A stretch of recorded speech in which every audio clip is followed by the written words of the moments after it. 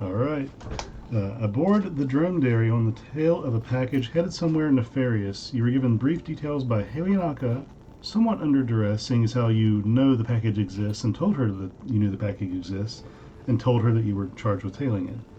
Given no real other option and no motive, benefactor name, and bearing no obvious ill will, she told you that the package will be headed to Sunder to the care of Tosvavas by request of higher-ups in the temple of Salin Liastra. You also know that the box has a magical lock on it. The following night, somewhere deep in the ocean, far away from shore, after leaving the town of Port Eli, Sam and Hel were on deck, keeping watch from the safety of Samael's hut, keeping out of the rain, when something started beating on the magical barrier. Enemies began crawling over the deck's railing. Hel rang the bell on the deck, alerting the entire ship to the attack. Some crew were already taken by surprise and were subsequently killed, at least as far as you can tell. And Vorik and Ugbor came topside and joined the fray. Vorik is grappled and paralyzed. Samael is grappled. Hel is very low on health but flying away out of danger, and Ugbor is wrecking shop. We pick up mid-battle at the end of Hel and El's turn. And I'm going to pop us into the map. There we go. And, alright. So, I have all of my people labeled this time, so that shouldn't be a problem. So after, let me get to the proper thing going here. Sword. And battle music. Dude, I forgot how many enemies there were. Yeah, there's a lot. Okay. So, after Hel and El's go on initiative, it is, let me find him. Is it this guy? Nope, it is this guy's turn. So this guy is going to move, we'll say right there, and he's going to make grabs at this commoner, this sailor that's with you. And that's going to be a miss, actually, on that. Secondary attack, that is also going to miss. Okay. So that's going to be it for him. Wintermoon, who is down here on deck, she is going to kind of move. Actually, no, she's just stay right there. She's going to. Oops, throw my thing over. She's going to use her rapier and try and stab at this crab guy. That is a 13 to hit. Get back to my thing. That's a miss. And she's going to use her bonus action to disengage and is going to run over here behind Ugbor and Sam. At this time, you guys here, let me get this pulled up. Let my thing go. Nope. There we go.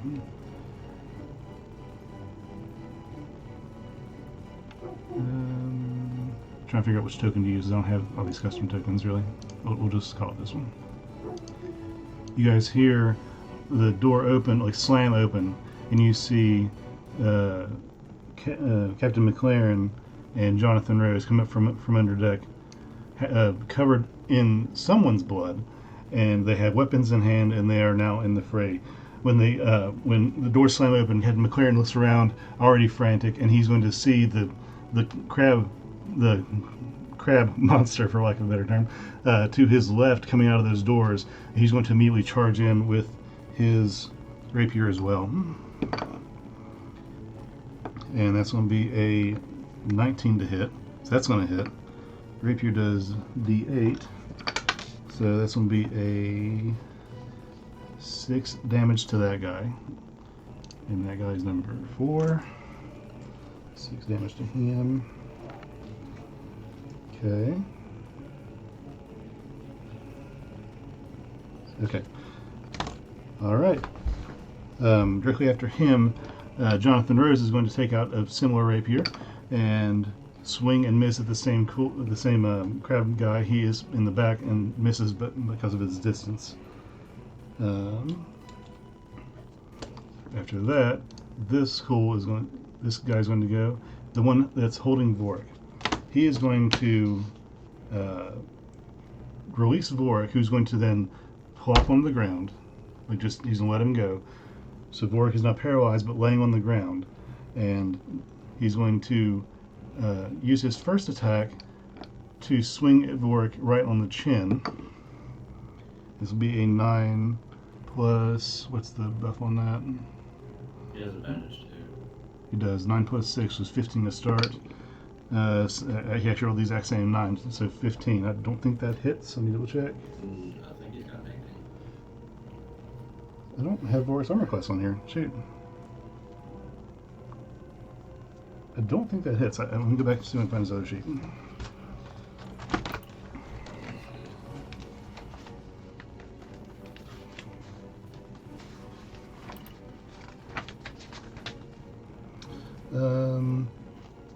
I had 15, but this was last level. So I'm going to assume that he leveled up a little bit, and we're just going to say that that doesn't hit because I don't think it does, but I can confirm. So we'll say that doesn't hit. So that was the first attack. Character sheet on D&D Beyond. What is it? So I can look at his character sheet on D&D Beyond. If you can, that would be great. Yeah, it's 18. It's 18. Okay, so yeah, that misses. His second attack, he's going to swing down with his other claw that he was holding Vorik with, but not at Vorik. He's going to swipe at the bag that is now displayed on Vorik's back. And he'll see if he can hit the bag. That's an 18 plus 4, 22 to hit. He swipes at the bag. The bag tears open, and all of Vorik's things, gold and supplies, fall out and scatter across the ground right there in the crow's nest. That's going to be its turn. So now we're... Oh, there we go. Number 7. Check Facebook. Check Facebook. What? There's nothing on the chat.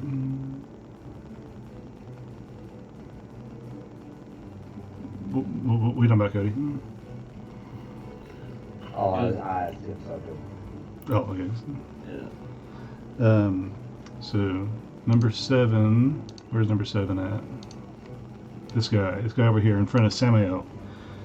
He is going to, I'm missing the thing yet. Okay. He is going to do an unarmed strike at you. You just raise up a clubbed hand and try and swing at you. That's a 5 plus 1. I guarantee that misses. He's also, if I can get my thing pulled up, he's also going to use the crab-like anatomy on his face, the little the crab mouth that he has. He's also going to lean in and well, you think he's going to go for a headbutt, but he's actually going to try and bite you right on the face with his crab mouth. And that is going to be a 14 plus 5. So that's 19 to hit. It hits, right? Sam? What is it again? The guy leans in and tries to bite you on the face with his crab-like mouth, and that was a 19 to hit. That hits, right? Well, my AC is 12, but... No, it should be 15 because you got major armor. Yeah, I was going to say, so I cast major on the... Right. Yeah, I was... Okay, so I was double checking the mage armor, so that does hit though. So that's going to be a D4 plus 2. That's 6 damage to you. Sure. Okay. Okay. This guy. Nope. This guy who was over here, who was engaged with McLaren and Jonathan. He's going to make one swipe at each. First at McLaren, which is a 6 plus, that's going to miss. Second attack of Jonathan is going to be an 8 plus 4, 12. That's going to miss as well. Okay, that's it for that guy. God, there's so many people. 3. Where's 3 at? Okay, this guy is going to start running this way. 5, 10, 15, 20, 20. Oops, whoa. 25, 30. He's just going to make it to Ugbor. And he's going to try and, number 3, where's he at? He's going to try and Swing with a clubbed hand for a 10 plus. Where is he unarmed? 10 plus 4. It's 14. That board's that hit. It does not have ET. Okay. This one does not have a crab-like appendage on his mouth. This guy has tentacles coming up from under his chest and arm on the left side. He's going to try and wrap those tentacles around you as a grappling attack. Let's see. Where did that go? Okay. So it's a melee attack. So that's going to be a 19 plus 5 for 24. So that's going to hit you for 1d6 plus 2, which is 7 damage. So you got 7 damage. And you... yeah, it just says you're grappled. There's no contest. It just says you're grappled if that hits. Okay. Okay, so there you have grapple. And that was a 7 damage. So, okay.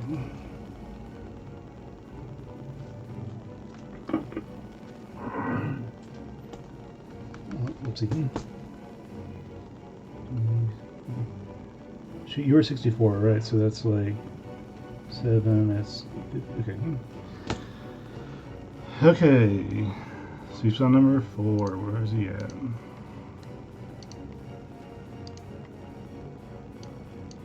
This guy. This guy's gonna try and charge around 5, 10, 15, 20, 25. Get off here. 30, right about there. That's gonna be his turn. Sam, your go. What are you doing? Let boy, you're on deck. So, I'm going to,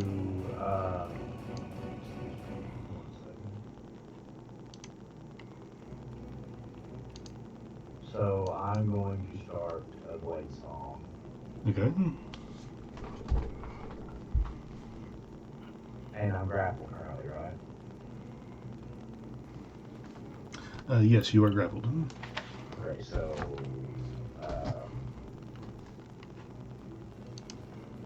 how do I get out of that?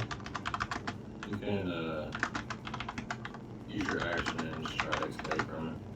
Yeah, your options are, I think, like using a dexterity skill like acrobatics or a force skill like strength.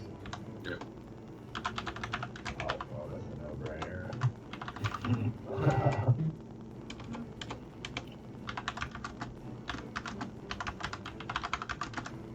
So what do I decide? Yeah, so it would be like whichever skill you would want, you would just roll for it, and then they would contest it. Yep. And whoever got the highest wins.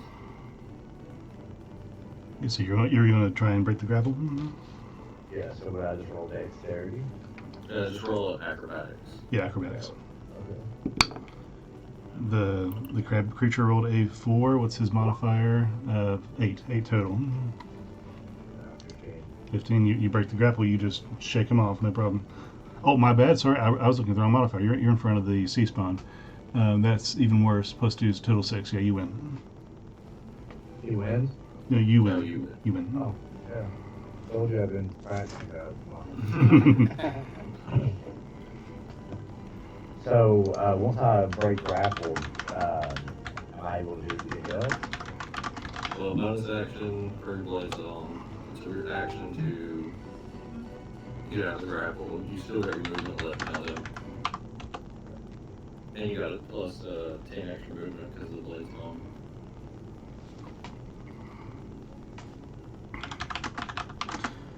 Can he use a... Well, no, he can only use a cantrip on his bonus action if he used a spell for his main action, right? Or no? Is that wrong? No, as long as like the cantrip says bonus action, you can do a bonus action cantrip. But Okay, so there you go.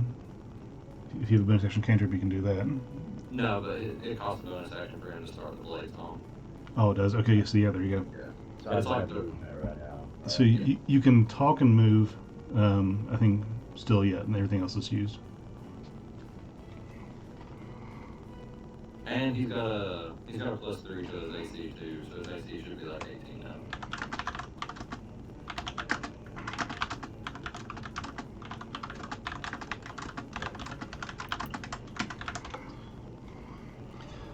Okay, so is that going to be it for you? I guess I don't really have much of a choice. Can't just run from the crowd. I don't feel like. Okay. Well, you're there. You have broken free of your grappling, and your blade song has been struck. Udbor, your turn. Okay. Having taken some damage from this feather, I am going to look deep within myself and start to see all the bloody bubbles, and I'm going to rage. All right. Good to know. Okay. And then I'm going to, after I raged, I'm going to do a strength check, which I should have an additional +2/1. I'm going to use athletics to break this grapple. Okay, so roll your athletics then, and I'll contest. That's a 12. Yep. The 17 beats it. You're no longer grappled. Okay, cool. And then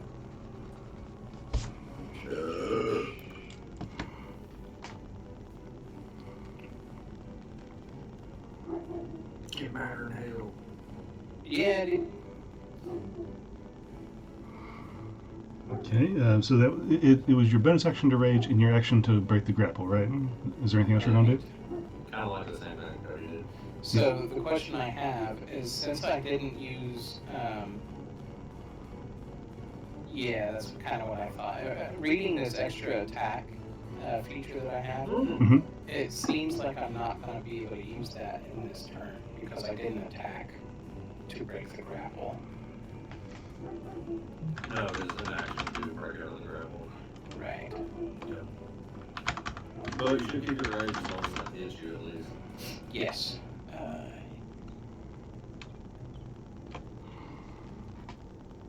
Sorry, I was trying to reply to Channing. What were you saying about your extra attack? He was saying that he don't think his extra attack would work because he used that action to get out of the grapple. So you had to use an attack first to use the extra attack? Yeah, the exact text is you can attack twice instead of once whenever you take your attack action. Gotcha. Yep. So that wouldn't work this turn then. All right. That being the case, then let's see.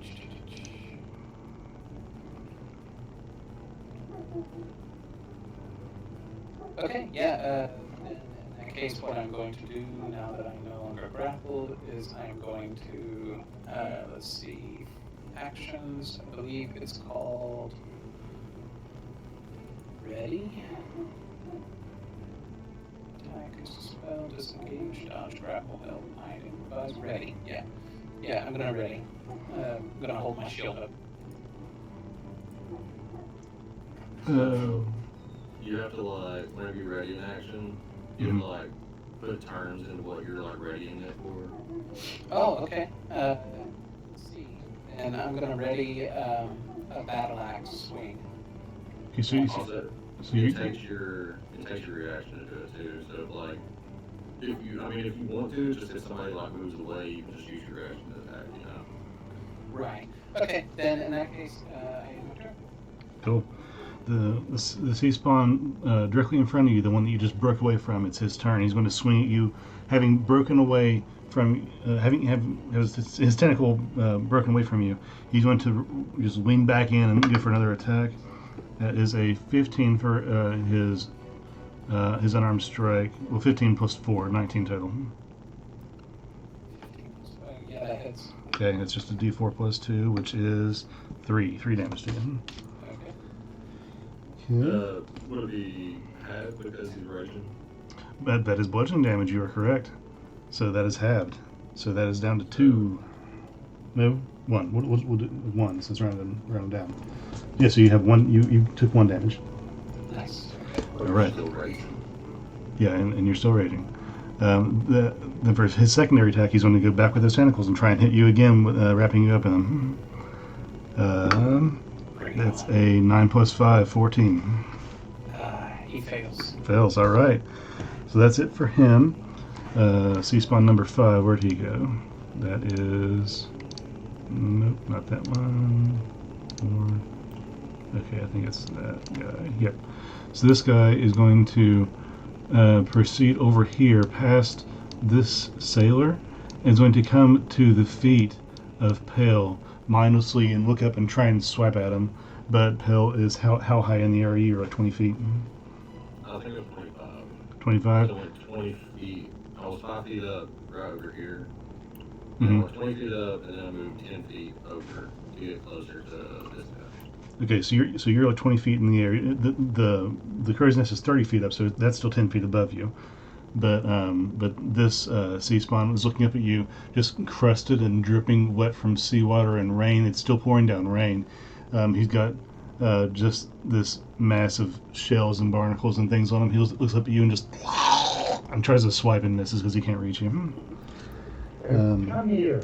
Dude, I need to get like a stream deck or something so I can record those awesome sound shots. So that's him. Which one was he? I forgot it was number 5. Okay, so it's sea spawn number 6's turn. Where did he go? There. Same thing. He's gonna come over here and try and swarm with this guy directly under you. And same thing. Reaches up just mindlessly, trying to swipe and can't get to you. Pale, it is your go. Pale and Vort. So we are at that moment. Vort goes first because he has a higher dex, right? Yeah, you can roll the contact. What's asking?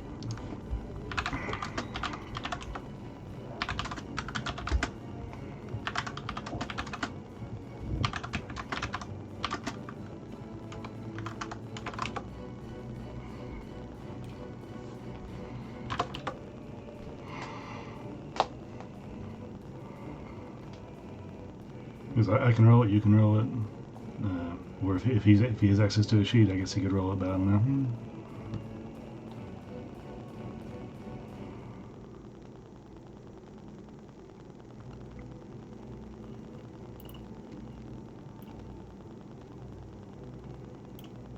So, for my own sake, Mhm. in the crow's nest, is there anything above it, like mast and shit? There's a little bit of mast above it, and above the crow's nest, there's like 10 feet of mast, and that's where the main flag is flown.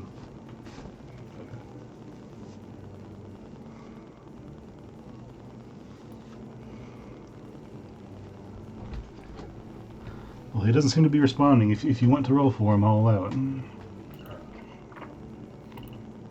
You will allow it.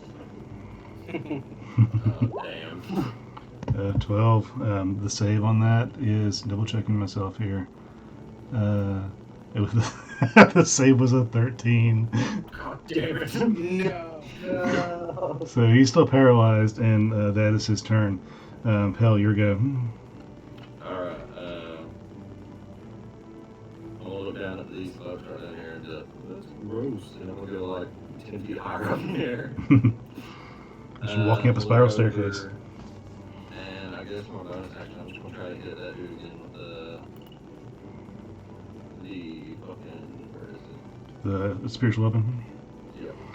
Your spiritual weapon is up in the crow's nest, or is it down? I forget.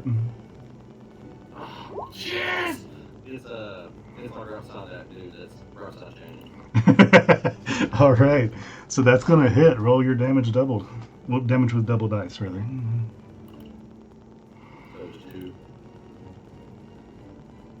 Go away. Double 8. 16 total damage. All right. Let me mark that down. Which one is this guy? He's number 2. Okay. Number 2. Number 2. Number 2. Number 2. Where you at? Okay. Yeah, so 16. Math is hard. Okay. All right. Anything else for you on your turn? I'm going to be like forward or diagonal this way, not like up or anything else. I'm still like 30 feet in the air. Mm-hmm. I'm just gonna look over at him and the same one, this one right here, and I'm gonna cast Sacred Flame. Okay. Sorry, I'm just filling Channing in. Turn.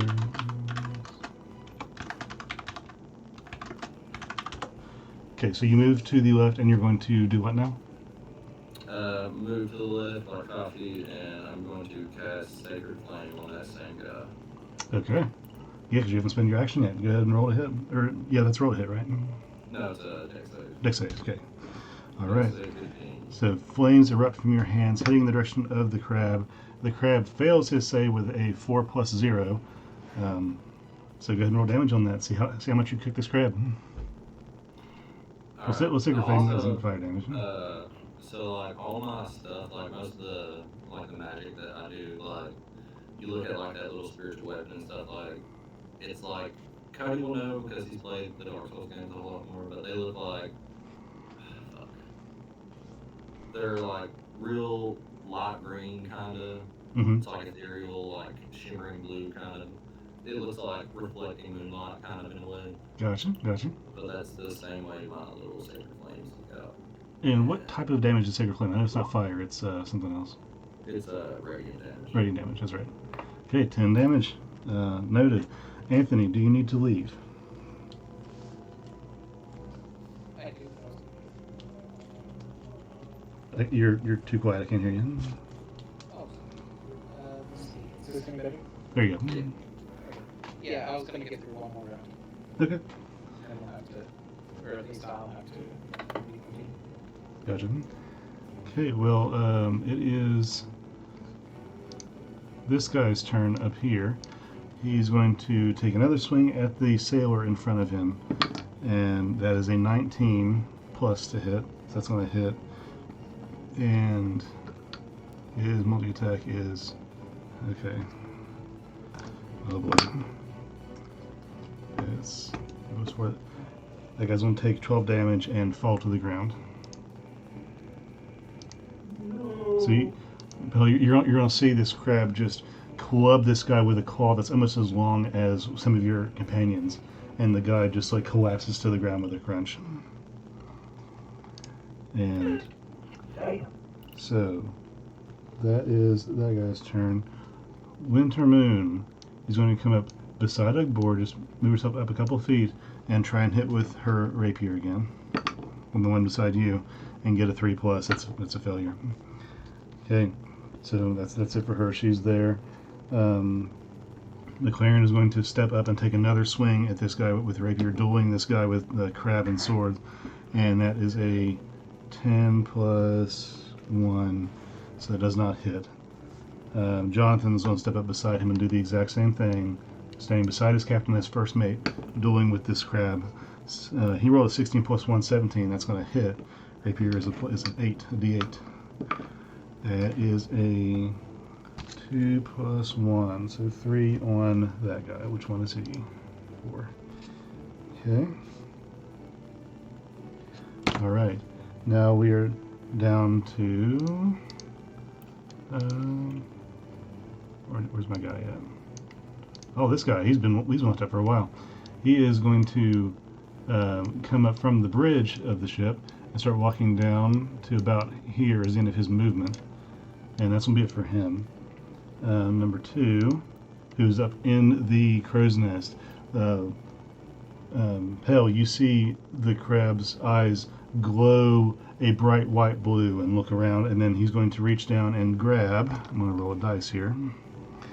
Because Vorik has a couple magical items on him. I'm trying to remember what all they are. He has the new dust he bought, the mirror, the candle. What else does he have? Is that it? Oh no, he has all those little amulets, like the ton of stuff that he stole from Henniker. So that's 5. Okay, so I have them lined out here. 5. Yeah, the crab is going to see first a bunch of magical look to be coins. He's going to scoop up a handful of coins, as much as a claw can get a handful of coins, and pick them up, and then turn, and he's going to try and escape the crow's nest, moving 5, 10 feet. He's going to get about just to the bottom of the netting that goes up to the crow's nest, and that's going to be where he is. He has left the crow's nest, and that's his turn. So stop grappling forward. Oh yeah, Vork is on the ground. He let go of Vork and took a swing at him, then cut his bag from your vision, got beat up by you, then looked down with his eyes glowing, saw something and grabbed it, and then he's leaving. Sea spawn number 7, Sisgo, where's he at? That's one in front of Sam. He's going to, being there, and you're in front of him, you're his goal. He's going to try and swing at you. That is a 12 plus 4, 16. Doesn't hit. Doesn't it? Okay. So, wait, I think your armor class was 15. Was it 15 before the major armor? You play song and it raises to 18. Oh, nice, awesome. So there's that. Now, that guy is one of the ones with tentacles, so he's going to try and hit you with those as well as his secondary attack. And that's going to be a, what's the bonus on that? I'm looking at the wrong one. It's plus 5. It's 19 plus 5, 24 to hit. So that's going to hit. He's got you for 1d6 plus 2. That's 3 damage. 3 damage. So, okay. All right, and you are grappled again by these tentacles. Okay, and number 7. I regret having so many enemies. Where did 7 go? There he is. Oh, that was him. So this guy then is going to swing at Captain McLaren. It's going to be a 12. Where's it at? 12 plus 6 is 18. That's going to hit. And okay. On McLaren. Good to know. Okay. Then secondary attack on McLaren because he's right there. That's a miss. Okay. C-spawn number 3. Where do you go? Move him back up. It's going to take a swing at Winter Moon because it's the one directly in front of Winter Moon. It's going to look at her, gargle, and swing a clubbed hand at her. 16 just hits. And it's going to do damage to her. Okay. And secondary attack on her. That guy has... okay. Tentacles as well. 11, that does not hit. Okay. So, Sam, your turn.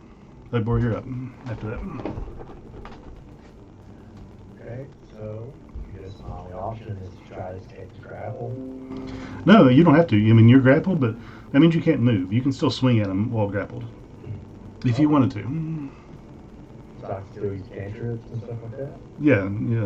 Your hands have not been confined, just like your movement in general. So, like around your waist, like maybe binding your arms to your side, but your hands are still free to make the somatic component of your spells if you want to cast a spell. And assuming you have sword in hand, you can still swing your sword from your grappled hand at the guy because he's right there. Well, if that's the case, I'm going to use Hold Dead on this thing grappling me. Okay, so yeah, go ahead and toll the dead. Is that a save? What? Toll the dead. Is that a save or a roll to hit?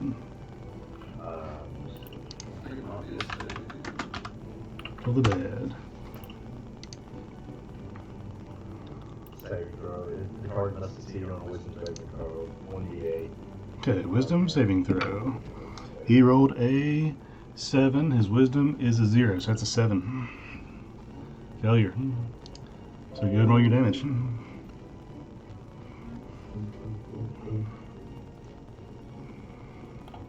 Is it target missing any hit points?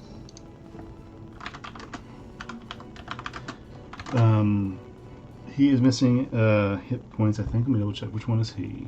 He is number 7. 7 is missing hit points, yes.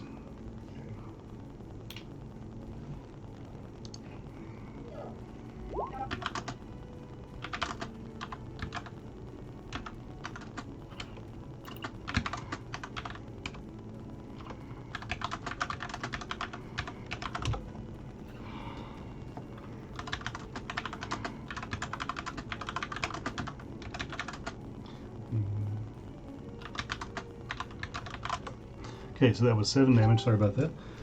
Okay. Excuse me. Okay, so let me record that damage here. And I still have another attack action, right? Where I'm using my blade song. I think you can use a cantrip as action. Let me look at the blade song text.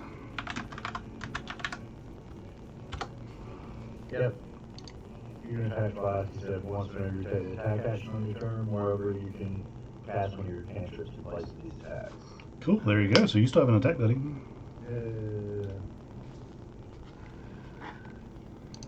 Okay, so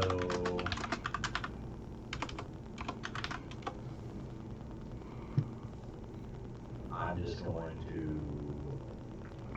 to attack him already. Okay, we're giving the old stick 'em. Steve, good. So do I need +5 on this or the 1d8 +2 thing? +5, and then the 1d8. Yeah. Oh, nice crit. Okay, so you swinging your rapier at him, you get him right in the neck. Go ahead and roll damage on that. Now, was that 1d8? Yeah. That was 1d8 +2. So roll another d8 because you get double dice on that. Okay, so 15 damage on that guy. Awesome. Okay. You did like 20 something damage altogether, didn't you? Yep.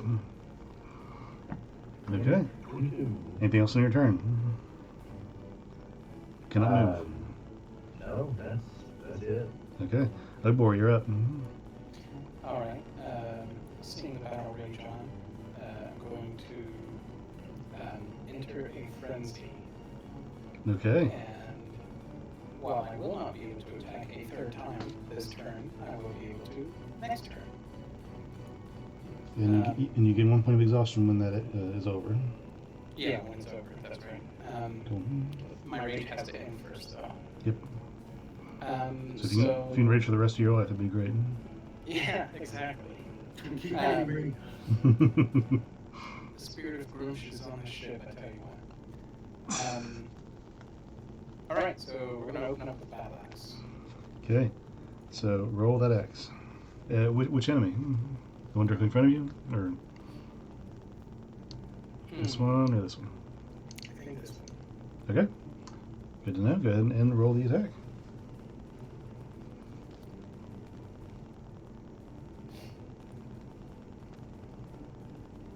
Now it's not a roll. I wonder. Okay, so I'm raged, and I'm Mhm. pretty sure I get a. Is it a +2 to damage, or is it a +2 to the hit roll? I think for both. Okay. So we're gonna check this out. By default, it's +6. So there should be a +8. Still said +6. Yeah. So it is actually 16, not 14. Okay, so it's 16 to hit. That is double checking. Yeah, that definitely hits. All right. And it's gonna be.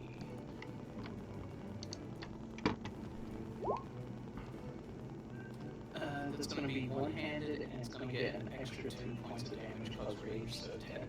10. 10 on number 3. Okay. Good to know. Is that going to be it for you? No, we're gonna repeat, dude. All right. Go for it. Well, you said your frenzy doesn't start till next turn? Or no? Right, my frenzy doesn't start. So frenzy basically enables me to take a third attack. Oh, right. You already have a second attack. Okay, cool. Cool. Run it. Yeah, 15 hits. So this is going to be 17 to hit. 17 also hits. Okay.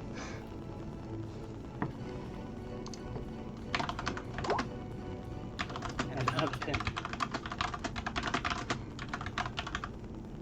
And another one.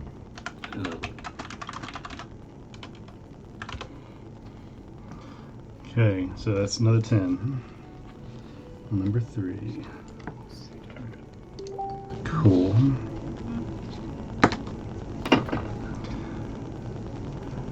All right, good to know. So is that going to be it for you? Yeah, that's it for me. Okay, you take off. Be safe traveling. We'll proceed up until your turn, and we'll pick up there when you get back. Sounds good, dude. All right. Four So, roars in the distance, bro. okay, sea spawn number 2. One directly in front of Ugbor is going to swing at him for a 10. What's his bonus on that? 10. Where'd he go? 14. 14 does not hit Ugborg. Tentacles was a 6 plus 4. That does not hit Ugborg either. So total whiff on that. Number 5. I will never have this many enemies again, I swear.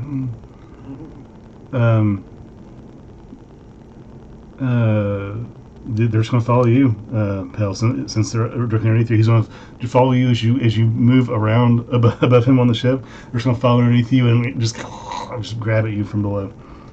So that's 5 and 6. They're just hover around you on the bottom of the deck. It is back to Vorik and Pell's turn.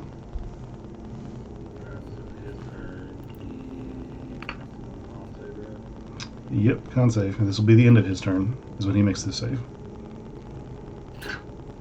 9. No, he cannot shake the poison. Poison got him bad. Okay, so that's it for him. Your turn, Pell.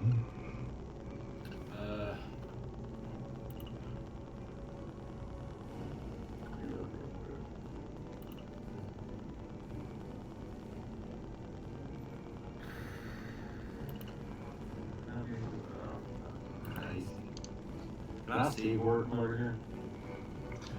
You are at level with the crow's nest. He's inside the crow's nest, which is basically a bucket on the floor, so you can't see him exactly from where you're at. Flew over to it. Yeah, if you want to do that, you can totally do that. Can I just look in? I see him there. Yeah, you see him there slumped on the ground. His eyes are open, and if looks could kill. Oh, I don't know what's wrong with you, lady, but I'm going to try this. And I'm going to cast Lust for Restoration on him. Okay. Let me see.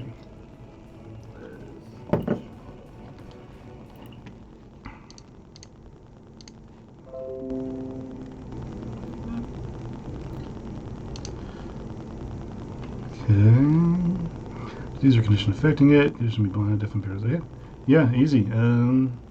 Yeah, I don't take the text on the paralyzation from the monster, but yeah, you cast Lesser Restoration, and the magic leaves your hands, coating Vorik before sinking into his skin, and Vorik takes a deep breath in, and that's where he's at. All right. Bonus action. I'm going to move the. How far away did this guy get from Vorik and the weapon? He is at the bottom of the rope / mast that leads up to the crow's nest. He's still like on the last step. He's hanging onto the net before he steps onto the deck. So it's within like 20 feet of it, right?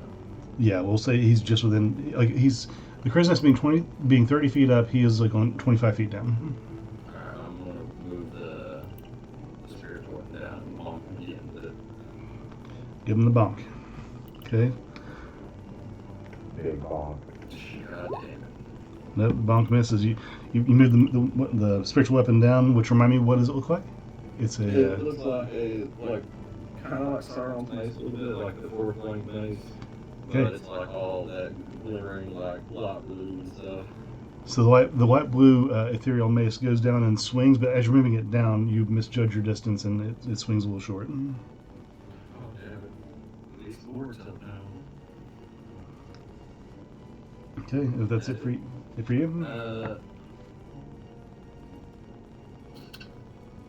gonna move myself back out 5 feet. Okay. All right. So now it's going to be this guy's turn. He's going to run over here, 10, 20, 30, to be right next to his buddy over here. And that's going to be his turn. Winter Moon is going to take another stab at the guy in front of her and rolls a 2. It's a miss. She's going to curse to herself and move and bonus action disengage and hide a little bit behind Ugborg. Okay, McLaren is going to take another stab at the guy in front of him, and that's going to be a 12 plus 1's 13. That's going to miss. Jonathan beside him is going to do the same thing and roll the exact same freaking 12. Okay, this guy here is going to run up down the stairs 10, 20 feet, we'll say, right there, and stand in front of all three, Ugbor, Wintermoon, and Samael. He's going to scan. He's going to then, as he's looking at you, his eyes are also going to start to burn white and blue and scan the area. He's going to move over to Sam and stare at your hip. He's going to take a swing with his claws at your bag as well. And you're not grappled anymore, are you? I don't think so. Yeah, I'm grappled still. Oh yeah, you are. I was grappled right. Oh wait. I didn't break the grapple. I just. Yeah, you just attacked. Okay, so you're grappled by the city spawn, and this guy's going to look at you, and he's going to swing at your back with one of his claws. That's going to be a 16 plus 4, 20 to hit. Can I use shields in this instance? Yeah, as a reaction, you can do that. Okay, so if I'm at 18 armor class, right? Should be like a 23, I'm pretty sure.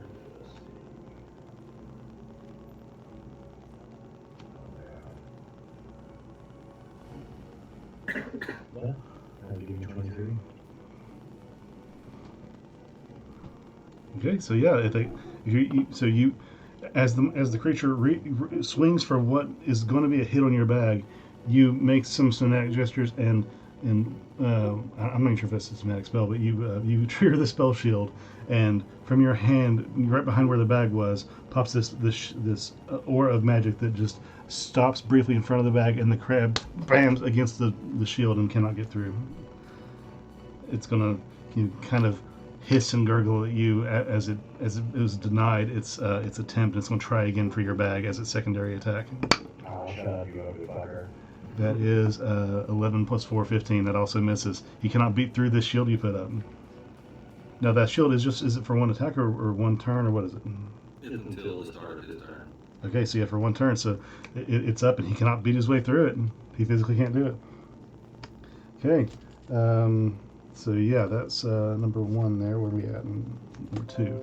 Okay, so the guy who stole from Vorik is going to very loudly just like growl a hiss at the entire deck, and every creature on board looks at him, and he's going to raise the closed claw that he has that is barely pincing together like probably 7 or 8 little silvery looking discs, and all of them are going to acknowledge him, and he's going to make his way 10, 20, 30, what's his speed here, double checking, 30 to the edge of the deck, and he's going to perch himself on top of the railing. That's going to be his turn. Spawn number 7. Where did he go? Yeah, that's the one in front of Sam. He has you grappled. Because he has you grappled, does he have advantage? I don't think he does, but I'm checking. I don't think so. I think it just makes the speed 0. Yeah, condition ends. Conditions also. Yeah, it's just 0. It's one of the dumbest effects, I guess. You think it'd be a lot more than that. Anyway, Right. so yeah, he has you grappled, and he's going to use his he is, and pull him back up. His attacks on you, and that is a 12 plus 4, 16. You have an armor of 22, so nope, that doesn't hit. Okay, and he's already got you grappled with tentacles, so that's gonna be it for that. Okay, so number 4 is this guy. This cool here in front of Jonathan and McLaren. He is going to, after acknowledging the hiss from the other crab, just totally disregard what he was doing and start to turn and head this way. As he heads that way, Jonathan and McLaren are both going to attack him. That's going to be a 9 from McLaren and a 5 from Jonathan. They swing and miss. They weren't expecting him to turn around and leave. So they swing and miss. He's going to go 5, 10, 25, and then jump off the edge of the ship. And you hear it splash in the water. Okay. Okay, number 3. Where's number 3 at? 3, this guy. This guy is going to circle Ugbor, chasing Wintermoon, who's trying to escape around Ugbor and trying to attack her. That is a 5 plus 4 miss, and 15 was not 20. It's going to grab Wintermoon with its tentacles that are just dangling from its body and whip around her, and she is now grappled. And she's also going to take the damage for that, which was the 1d6, 3. She got 3 damage. Okay. Good to know. All right. With that, we're up to Sam. Your turn. Okay, so I'm going to attack this thing holding me once again with my rapier. Okay, go for it. 11. 11 actually hits. 11's its armor class. It's just a weird looking thing, but it's not super strong. 10. And let me double check there. You're on this one, which is number 7. Yeah. How do you want to do it? He's dead. I'm going to draw my rapier back and force it and shove it between his legs. Okay. Let go of me. So breaking an arm free of the tentacles, you hold your sword out, whip it around, get a different grip on it, and then stab it right into his face. And he's going to collapse on the ground in front of you, dropping the tentacles and just falling in a weird, slimy seaweed mess. So 7 is gone. Okay, now at this point it is Ugbor's turn, so we're going to take a brief intermission on that at the death of that one sea spawn while we wait on I Anthony. still have an attack, I think. Oh, you do. So yeah, please continue. I thought that was the end of your turn. Yeah, please continue your turn. Okay, so I'm going to. So I still have movement and stuff too. Yeah. You are now ungrappled. You ungrappled yourself with that attack. Yeah. Okay, so I'm just going to. I'm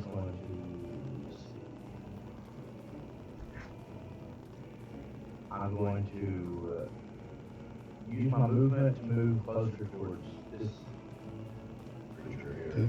As you do, the crab monster beside you is going to take an opportunity attack on you, and it's going to be a 2. It misses, but it was looking at you. But proceed.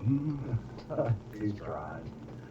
Okay, so I'm going to use Green Flame Blade on. I'm not sure which creature this is. It's the one attacking This guy? person that's up for it. Yep. He's actually grappling Wintermoon, who's right beside you right now. Okay, so I'm definitely going to attack it. Okay, go for it. There's no on. There's no hit. Oh, sorry. You use Green Flame Blade, so it's just is it a savoring thing or? It's at will. Okay, cool. Let me see. Flame. You still have to make the attack. What is it? So you still make the attack with your rapier. Yeah, so you cast the cantrip, you branch the weapon used in spells casting, and make a melee attack with it against the creature. If you do, one attack, the target suffers the normal damage plus fire damage equal to the spellcasting's ability modifier. So I use my rapiers.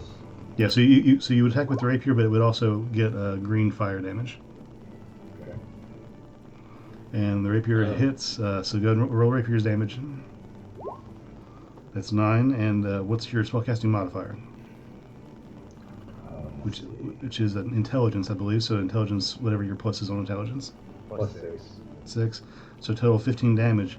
You slice this guy, and you drop your sword down, slicing the tentacles off of its face that it was using to hold Wintermoon, whipping around for a secondary flourish and come into its side, and fire just burns off of your blade into the green seaweed in the area of the body where you cut into, and he burns and gurgles and falls to the ground dead, and he is dead after that. 2 deaths in 1 turn. Beautiful. Kill him. Grab the crab. All right. So, Get off. So with Samael killing 2 enemies in 1 turn, we're going to take a break for a minute while we wait on Ugborg to get back. And Channing said he was at his in-law, so he should be back soon. yes, both of them should be back hopefully at the same time. So there's that. All right, I'm kind of drunk. I'm going to go smoke a cigarette. Nice. Good job, Cody. We're going to live. We're going to live. Thanks, dude. I'm just a green ball of death. Dude, sword burst would be cool too, but you probably would have hurt everybody else around you. Yeah, Yeah. dude, that's what I was thinking. I was like, I'm kind of scared that I'll end up hitting this person being grappled. On it, I think that I think you were far enough away at the when you were still getting grappled. You could have done it, and it would have hurt like these two dudes right here. Oh, because the radius. Yeah. Yep. I'm man on miss, elf on miss. Okay. Oh, let me be smart and let's pause the recording real quick. Okay, recording's back on. Resumed. Okay, cool. So continue.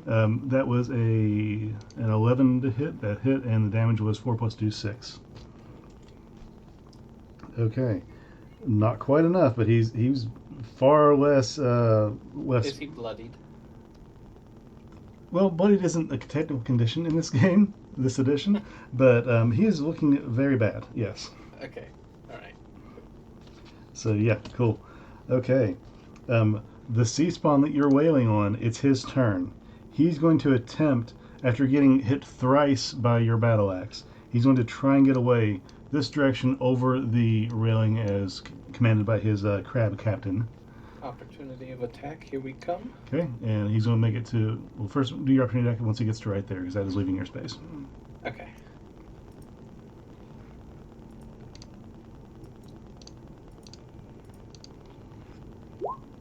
Nine does not hit.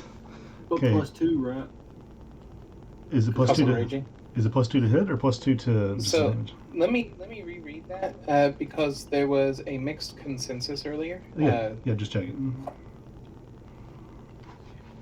On strength checks and saving throws, and you get a +2 melee damage To the damage with strength roll. weapons. Yeah, so not to the hit. Not Okay. to the hit. So, yep, that does miss. Okay. So he made it from here. That was 5, 10, 15, and he jumps over the railing and splash into the water. He is gone. So for our purposes, let's just do. Well, yeah, it's fine. We'll just do that. So yeah, he is gone into the water. Okay. Now it is number 5. Where's 5 at? I don't have him as dead yet. Okay, 5 and 6 are over here. They give up swiping at Pell, who's floating at 20 feet above them in the air. Maybe 20, I think 25 feet, 30 feet in the air above them. 30. They're going to heed the message of the crab guy over here, and they're going to saunter off this way, up on the banister, looking up at Pale, and then just dead man falling off the banister into the water, splash, and they he falls into the water, and you see the trail water because the ship is still moving. He falls in the water, splash, and then the waves created by his falling in the water just move back towards the back of the boat. And the guy over here is going to do the same thing because it's his turn following. So these guys are both in the water and gone. Pell and Boric, it is your turn. Boric, your dex is higher, so it's your turn. You are prone in the crow's nest.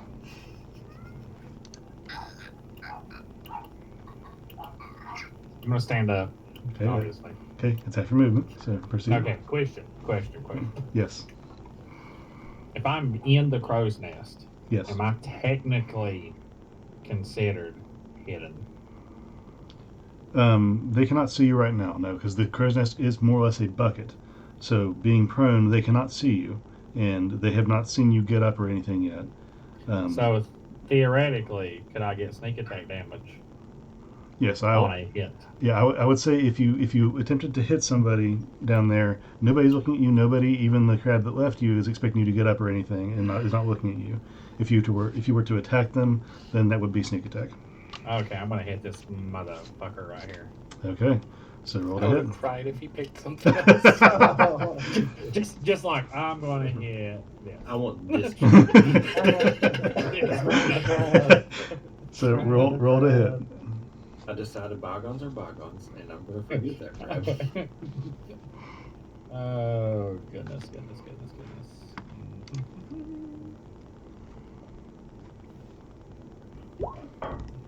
21 is going to hit. So go and roll damage on that. That's 9 plus 10. What is this guy? He's number 2. Let me see what he's at. Okay. I did walk the hell at him with that fucking spiritual weapon earlier.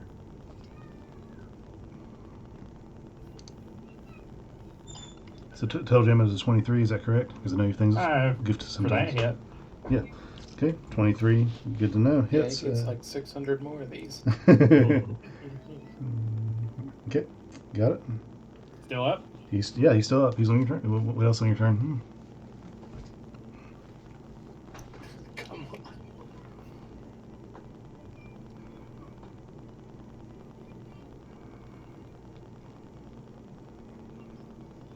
Anything else?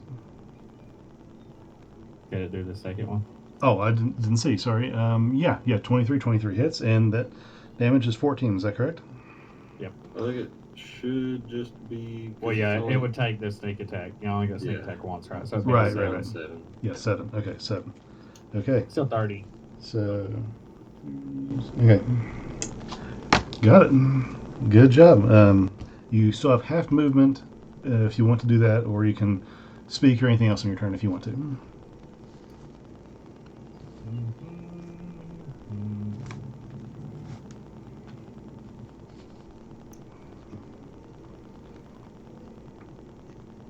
Trying to see what I can use my die for.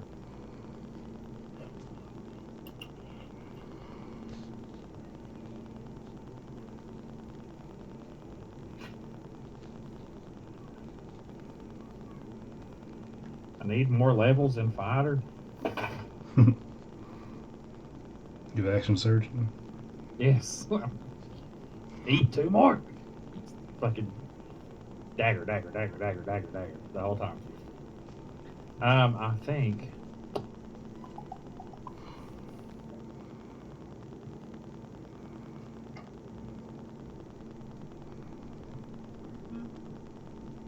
You said I was paralyzed before, right? You were, yes. Okay. Okay, I don't think there's anything else I can do. How much movement? You said half of it. Mm-hmm. So I still have 50. Yeah, how do we split that? It's 35. 35. We'll just call it 15. And I'll give you 20. I'm going to jump off of this crow's nest. Okay. And step back towards Pale. Okay, now the crow's nest is 30 feet off the ground. Pell is flying 30 feet off the ground. Oh. He's in the air, right? Yes. No. You know what? Fuck it. I'm just going to Jump on my legs. Just to catch me. I can hold you. I want to stay here and probably hop up on the side of this thing and be like, you motherfucker. Okay, Pell, your turn. Alright, I'm going to step 10 feet this way. I'm going to look over at this dude right here, and I'm going to cast a 4th level guiding bolt at him. 4th level guiding bolt, okay. And I'm going to do some in case it fails. Okay. Yeah, I'm going to use that fucking inspiration. Okay. So inspiration, roll to hit, and with advantage then. Yes! Yes! Nice. Your inspiration for your When you get a previous nat? Oh my goodness. for your previous spell use has paid off as you draw on that creativity to arc your shot, just keeping an eye on where this creature is going and how he's moving, and you nail him exactly where you wanted to hit him. So go ahead and roll damage on that. So Pell just scoots himself over. He's like, oh, hold on a second, and he just steps over, and his hand glows like blue and green, and he just shoots this little Kamehameha. Not really a Kamehameha. Like It's totally a Kamehameha, dude. It's a little key blast. So that's because I get to do it twice. Is that crit? Okay. 47 damage. 47 damage.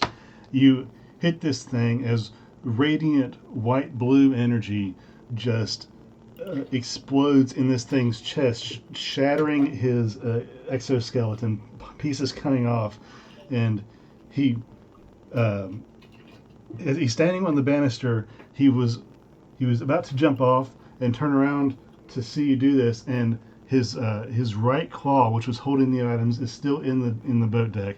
And as his exoskeleton explodes and falls off of him, he gurgles and drops the coins on deck, and then falls, hitting his face on the banister, and then falling into the ocean. Savage. He is dead. No. Oh, he's not done with yet. Well, he fell in the ocean, and the boat is moving, so take that as you Wow. will. It's about to go off. So my spiritual weapon was still like right over here, right? Yes, he was over there. Then move it over to hit this guy. You sure can. It's basically 5 feet away, so yeah. Okay. Bonus action, you can hit that. Let me come up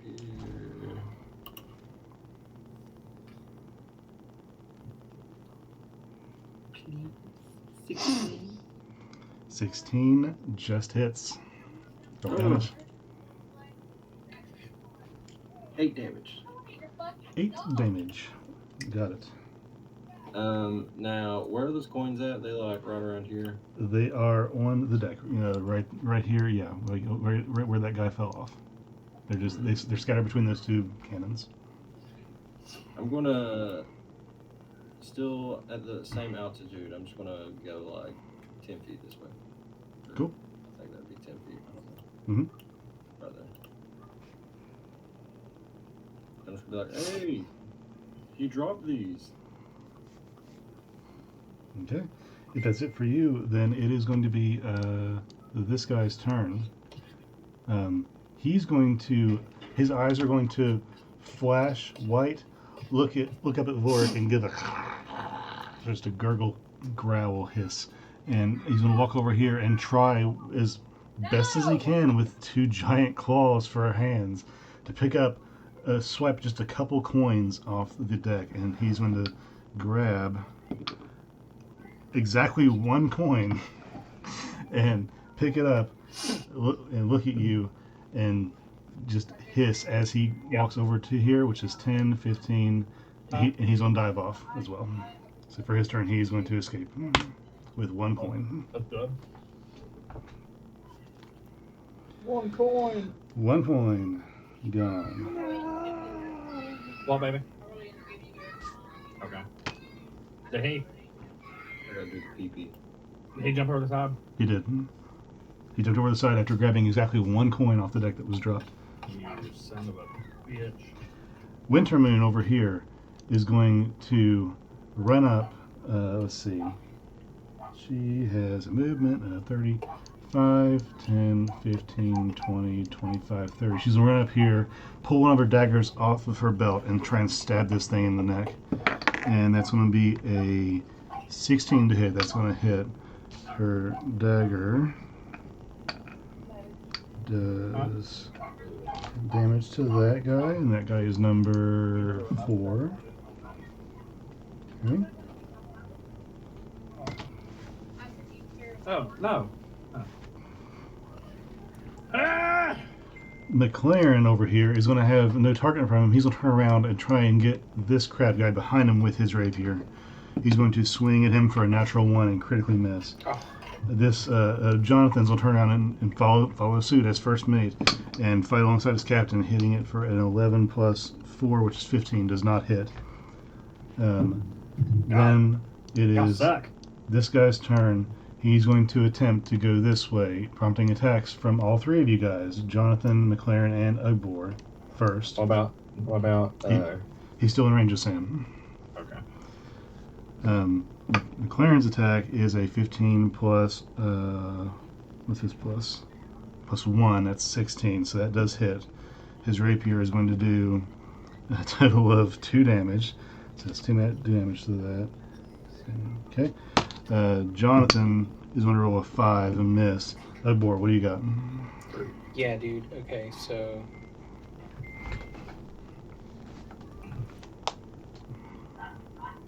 if I can get back to my actions. Overhand swing, dude. I'm coming at him. Oh, 10. come on. Swing and a miss. He's going right here, and topping the banister. When he tops the banister, he's technically going 5 feet up. So at this point, this is where Sam would get his opportunity attack. I get an opportunity. Yeah, he's leaving your space. So you have an attack of opportunity before he leaves your space. What can I attack him with? Anything? Any attack action you have. I think he has Warcaster. Okay. So you could do a cantrip. Or even a fucking leveled spell if you wanted. Yeah, so you can do a spell, cantrip, or your plain sword, however you want to play it. And who is it again? Where is he at, this guy? Yeah, that guy right there. He's attempting to leave. He's on the banister. Okay, I want to attack him with Green Flame Blade. Okay. Roll the attack. Rapier, right? Yep. Rapier. Dirty 20, that hits. Roll for damage. Plus your 6, I think you said, modifier for fire damage. Yep. So a total of 14 damage on that guy. Okay. And do I still have... Oh, I can't use that again. It's not my turn. Nope. So your damage hits, but it is not enough. He turns around and gives you a hiss as well, as he just walks casually off the side of the boat and splashes into the water.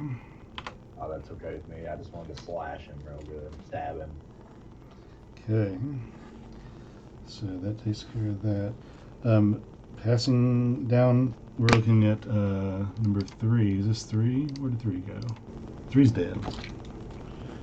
And I'm guessing 4 is dead as well. Where did he go? Well, I don't see him. I guess he's dead or off the boat. Sam, it's your turn.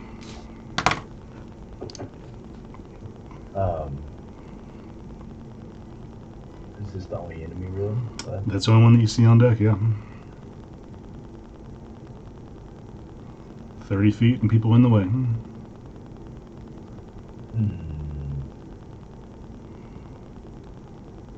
Okay, so I'm going to... Is this person grappled or anything? No, that's Wintermoon. She ran out there and stabbed him. And she's just standing there. Okay, I'm going to cast... To be clear, Wintermoon is a tabaxi. That's just the token I have. What is it? To be clear, Wintermoon is a tabaxi. That's just the token I have. Gotcha. I'm going to cast haste on her. Okay. And as you cast the magic in her direction, the range on that is what, by the way? Just checking. Let's see. The range is 30 feet. How far away were you? I'm 32 feet, so it doesn't work. No, that's you're close enough. Oh, okay. So just within range, you cast the magic at her, and she feels a warmth and a glow from behind her. She turns around and sees you cast something at her, and she accepts the spell in trust, and the magics glitter her body and sink in, and she is now hasted. Okay. That'll end my turn. Okay, Egbor. Let's see. Yeah, okay. So I want to run up here Mm-hmm. and let's see.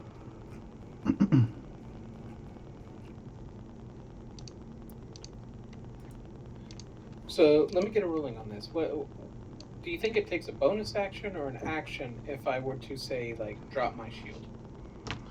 Dropping your shield, I wouldn't call that an action. That's not using an item. That's just like casually disposing of it as you move. I would say it's a free action. Yeah, I'll call that a free action. Okay. I'm going to do that so that I can two-hand this battle axe. And Right.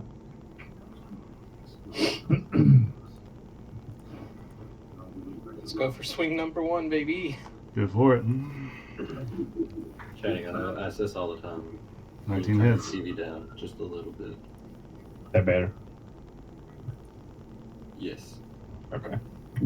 So 19 hits, roll for damage. Oh, I see. Okay. 10. That's actually 12. 12, because you're thin, yep. So, okay. Got it. All right. give him the old 1-2. 11 just hits. All right.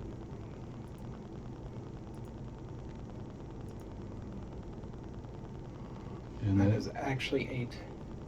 8. Okay. And one more for good measure. 23 hits. I'll hack this thing to fucking pieces. Okay. How's it happen, Anthony? Okay, so the first 2 were kind of like in the gut, and then I bring the battle axe up over top of my head, and I come right down on top of his skull. All right.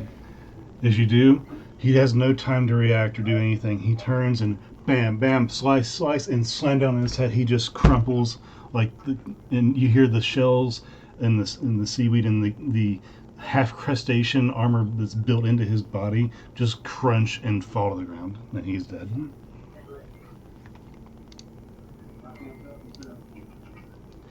There are no more enemies on deck, so initiative is basically discarded at this time. What are you guys doing at this point? I'm gonna see if I can see these motherfuckers off the side of this boat. Okay. So from your position, are you moving?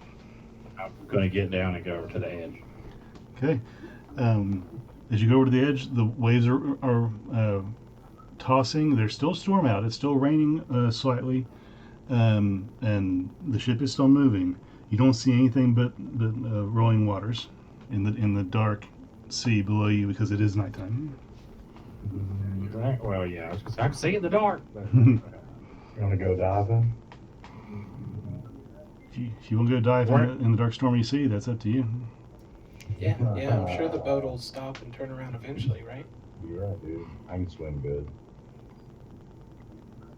Swim faster than this boat. You diving Where are you in? going? Are you serious? just want to retrieve this body. Okay. You dive in the water and make me a perception check with disadvantage. Can I cast water breathing on him? Oh, no, I can't. I have no spell slots. Sorry, B. 23. You are able to just make out. Well, no, sorry, 22. Yeah, you're able to just make out the body of the floating crustacean that's beginning to fall under the water just from its own weight, and it is effectively right here off the boat right now. That's fine. Okay. You swim to get it. By the time you reach it, according to from the speed of the boat, both you and the crustacean body are right here on the map. I can't. I'm not zoomed out. I couldn't see where here was. Right here. Okay. You guys are right I here. assume the boat is going this direction. Right. Yeah, it's going up at like. So rough, here. Oh, yeah, right about. You're right about there. Yeah.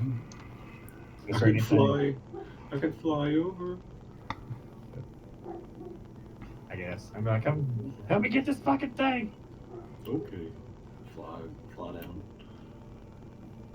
Step down, I guess, on the air. You guys are. Pella is walking on the air, flying over towards him. Jonathan and McLaren see you dive over the ship and see Pell walk over.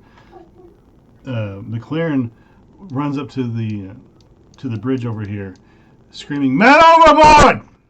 And It's okay, I got it. and Jonathan goes to get a rope that's tied to the banister here.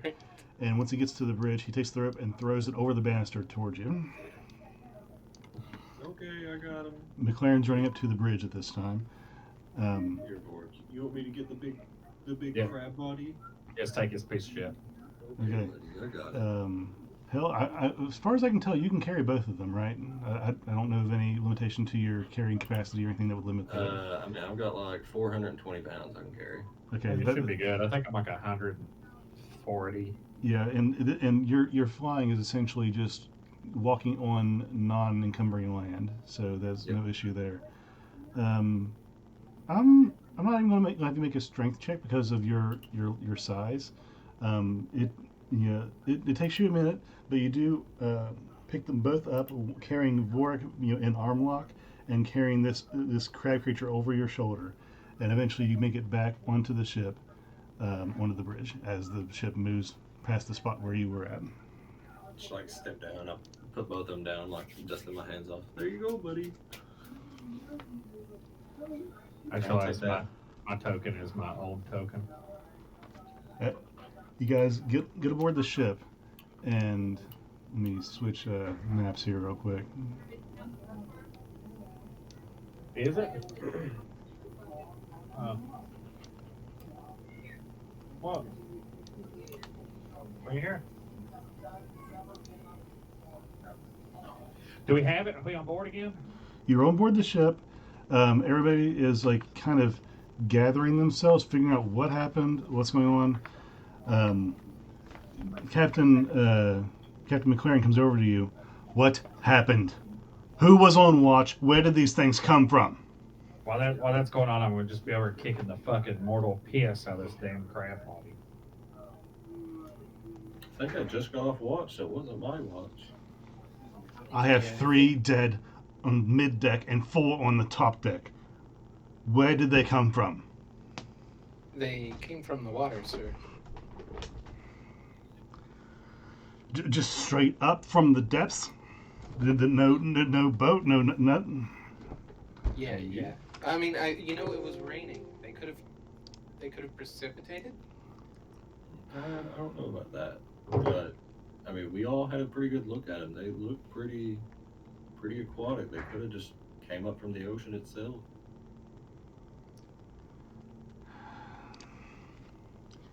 And by this time, the rain has very much started to pass.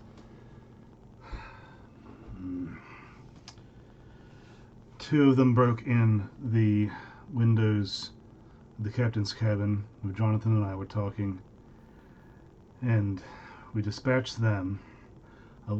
I had Jonathan check below deck just a minute ago. There was 2 dead down there, but the crew dispatched the rest of them. And the final of them seemed to come up top.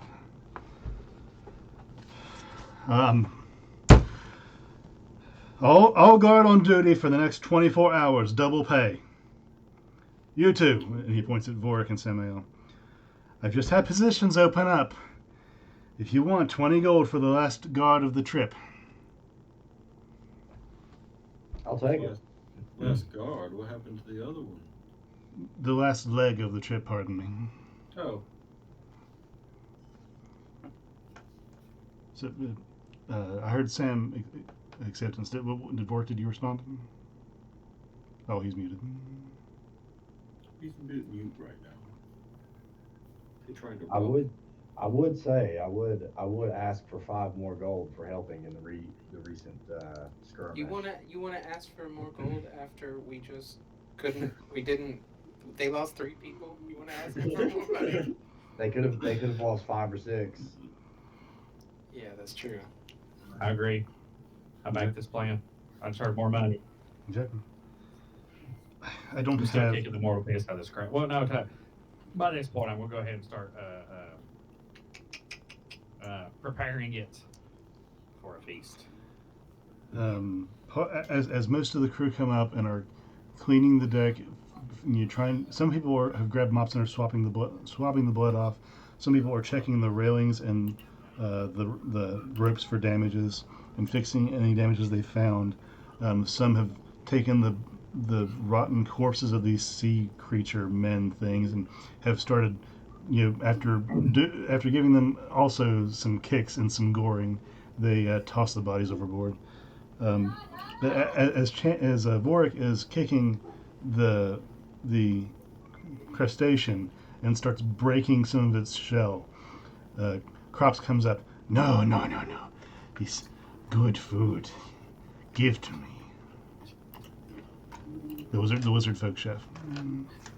Be like, that was the plan. And Crops scoops up the giant shell, realizing that it's half broken. He doesn't want to get this mess on, drops it, and grabs one of the massive claws and just drags it from the deck into the kitchen. Mm-hmm. So, what now, Captain? Just keep guard. I'm sure nobody's sleeping for a while after that. The sun's about to rise anyway. Just keep guard for a while. We'll get to. What do we do with the dead? We have to figure out who's dead, who needs assistance. We have to. If anybody needs assistance, send them me, and I'll do my best to patch them up. Noted. First, we must tally. The dead will be stored at the edge of deck for a moment. Jonathan and I will figure out what the plan is and think about families and things. And who to notify, if anyone. I'm gonna go after the crow's nest and try to gather all my shit again. Okay. Did you get to the what am I missing? Your bag has been sliced. You have no bag to put things in. All your things are there. Your money, the broken shard of glass, which somehow has not been any more broken. The black flame candle. Some of the tokens that didn't get stolen are there. All the mysterious potion that you haven't identified yet. All of your belongings are up, spilled in the crow's nest. That is about a 5 foot by 5 foot space. Anybody fix this bag? Got an extra bag? Like, is there? I need something. Kale's gonna walk over and pick up one of the tokens that the crab dude dropped whenever he blasted him. You're going to notice that they are the same tokens that were given to you by Henniker. I wasn't there for that. Oh, you weren't, were you? Okay, no, so it's just a strange token that has arcane engravings in it, and it's very, very heavy for a coin this size. Vorik, after your call, one of the crew members says, I can get you a bag. You need just a bag or like a pouch or like a backpack would be amazing. Some kind of satchel. All right. Let me see what I can get. And he heads down below deck.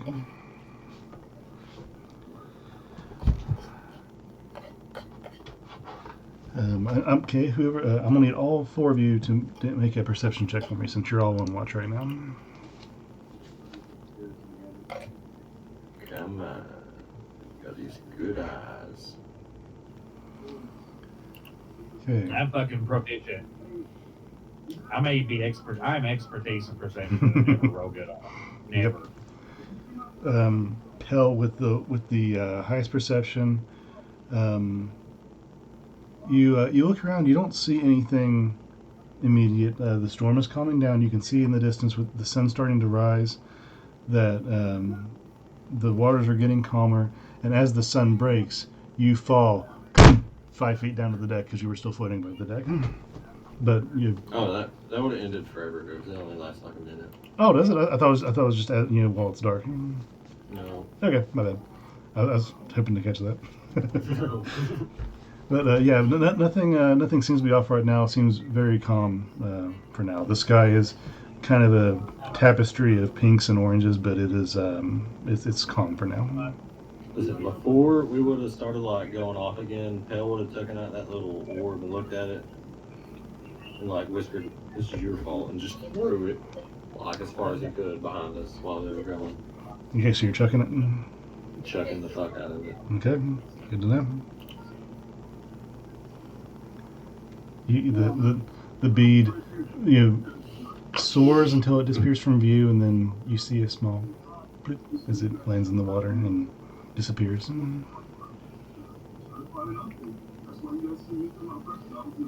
After a while, the crew member that addressed you, Vorik, comes up and he's like, I got this, and he holds up a sackcloth sack that says potatoes on it.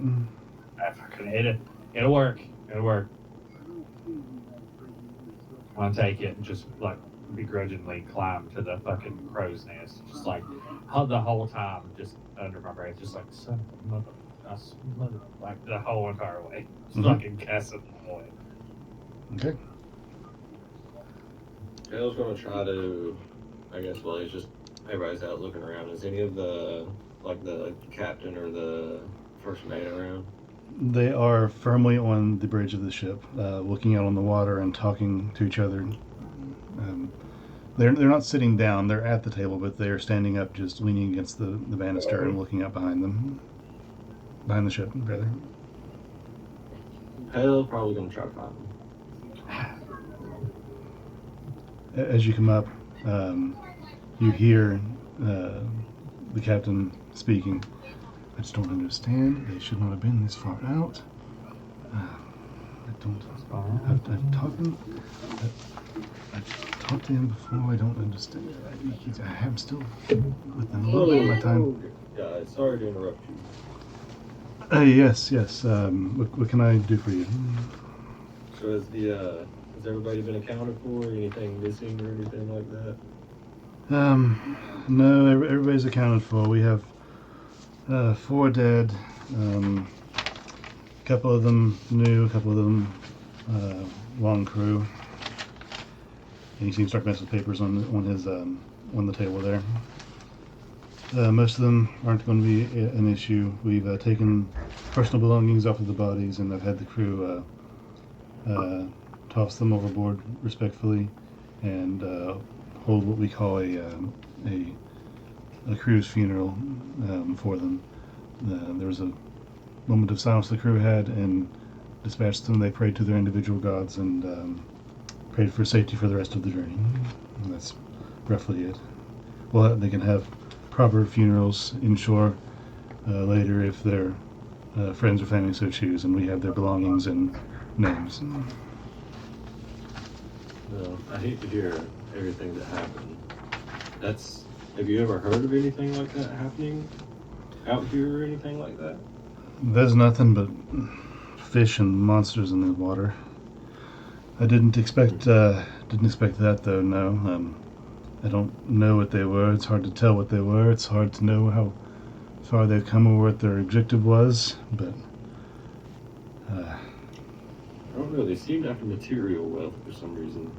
yeah, death and thievery. But even amongst fish and crabs, it seems.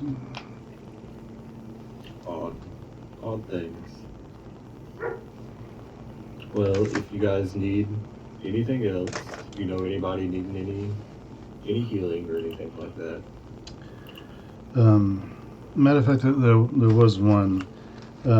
If you could go down below deck, we've bandaged him, but if you have other means, that would be fantastic. The small boy that came with the older gentleman, he could use some further help. He was hurt a little bit, not much, but he could use some help. All right. They'll be like, all right, I'll go do that then. Just mosey on off.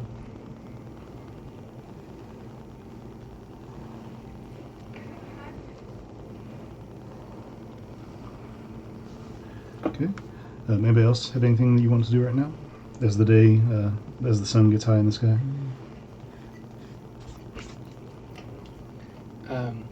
I'm going to check the guards' quarters and see if the chest is still there.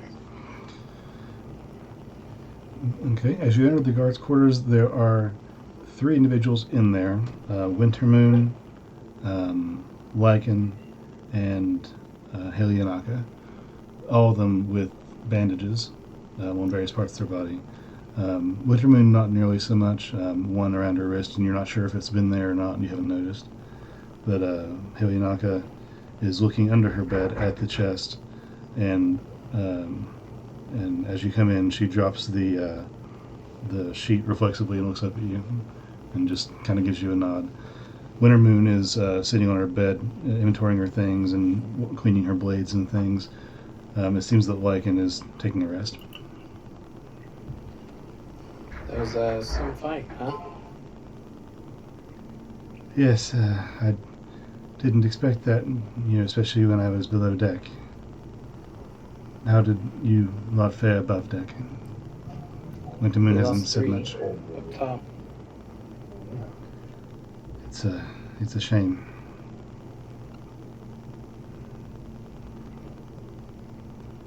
But I suppose it can't be helped. I don't know if I would call it a shame. Shame for those guys, maybe. Of course, that's what I was referring to. I'm sure Maestro will be with him. So, like, I am actually looking through my notes here. Helianaka is new to the boat as of Port Eli, right? No, she came Mhm. like at first, yeah. Yeah, she Oh, was. okay. She's one of the reasons that Vorik and Samael were not hired in the first place. Okay. And the other two, when did they join? Lycan's been on here for a long time. Winter Moon came on with Helianaka. Yeah, he's been on for a few years. He's like a quartermaster, isn't he?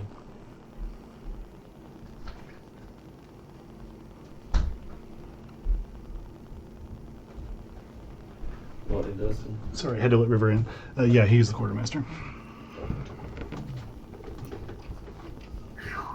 What am I fully missing out of things right now? The only thing you're missing right now are the coins on deck that you haven't retrieved, and nothing else. Everything else seems to be there. If you retrieve the coins from the deck, then you're missing one of those coins. 2, I picked one up. 2. I mean, if nobody else is, I'll retrieve them. Point of order. Who is attuned to their token from Henniker, Vorik, Ugbor, and Samael? What'd you say? Sorry. Did you ever attune to your token from Henniker that he gave you? The token of anti-scrying. I don't know. So I believe the attunement process took some time, didn't it? Yeah, it takes an hour. An hour, yeah. I don't think that I have. Okay. Sam? I don't think I've done anything. Vorik, have you attuned to your token? Huh? Have you attuned to any of the tokens that you have? I have not verbally said it. I mean, you can flip a coin and see if you want. I mean, I'm asking you. I mean, did you ever take time, an hour, to study and attune to the item? If you did, you did. If you didn't, you didn't. Is it one of the ones that I just stole like a bunch of them? Could be. Could be one of those. Could be the one he gave you. Whichever. Doesn't particularly matter. They're the tokens of anti-scrying. What is it? I said sure. Okay. What would you say, Anthony? I was just confirming what the item was. Oh, yeah. It's called the token of anti-scrying, right? Yes. How many did I have? I do not recall. I thought you stole 10, maybe 12, but I was. So now I have 10 theoretically. Yeah, we'll say 10. Well, plus the one you were given, so 11. I can't remember. I thought I had it in here, but I don't see it anywhere. Okay, we'll just say for now you have 11.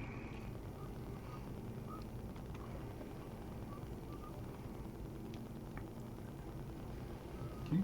The day goes on, sun rises and begins to set. As you're at sea, Winter Moon approaches you, Vorik. So what is your plan when docking at Sunder? Do you know the city? Could my assistance be of any help? Potentially. I'm familiar with the city, as I assume you know. I didn't know how familiar you are with the city, per se. I have a safe house inside, close to the destination you're heading to. I could perhaps donate this to you. It would What do you want in return for it? 1 gold as a deposit. 1 gold? Hang on. River, shut How up. long? River, is that chill. given to us for? Riv, sit. Sit. Sit, Riv. Hey. Okay, sorry. Here you go. How long does one that give it to us for? 1 gold. Call it a deposit. As long as nothing goes awry based on your personal history, we are fine. I'll give it to her. Flip her a gold piece. You flick it, she grabs it out of the air. Alright. When we make dock, I shall make for our safe house at your earliest convenience.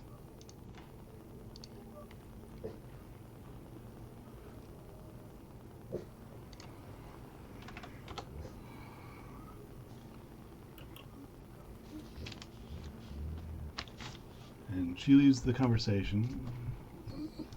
She leaves the conversation at that and turns and walks away. Nothing else happens for the rest of the day. Sun goes down. The captain tells you that we can go back to one guard, whoever that wants to be. And Lycan actually speaks up and says that he'll take guard for a little bit to give the actual guard some time to rest. And the captain nods. Is there anything else you guys want to do before the sun goes down? And you can sleep or do whatever else you'd like to for the evening. Go check on that crab. For dinner, you smell it before you see it. And Crops has actually prepared a very banqueted dinner, actually. There is portions of shark steak. There are big pots of broken up and cut up crab, some shredded, some stuffed inside of bread. Pots of butter have been laid out in little, little pots across the kitchen that he has, portioned out for people. As you come in to get your dinner, you smell this, and Crops is smiling at you. It turned very good. Little salty for my taste, but is good. I want to grab a little piece and just try it. It tastes like crab. It's a little tougher than you expected, but for crab, but it tastes pretty good actually. Good. Not only does it taste good because it tastes good, but just knowing what it was. Tastes like revenge.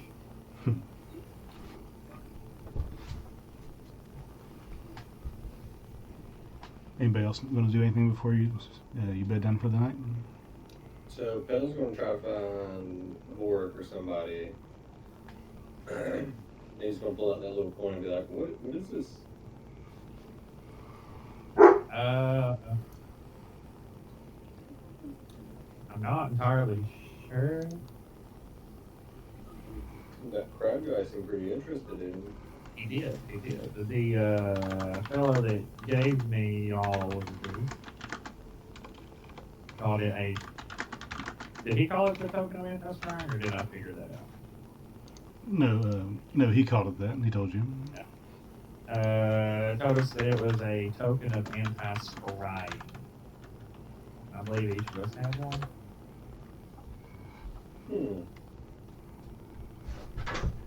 Well, Can you chill, Dave? scrying usually. But I know what scrying means. Be magical, right? Make an Arcana check. Don't worry, I'm really good at this. I want to throw in my 2 cents as well, trying to throw in what I think.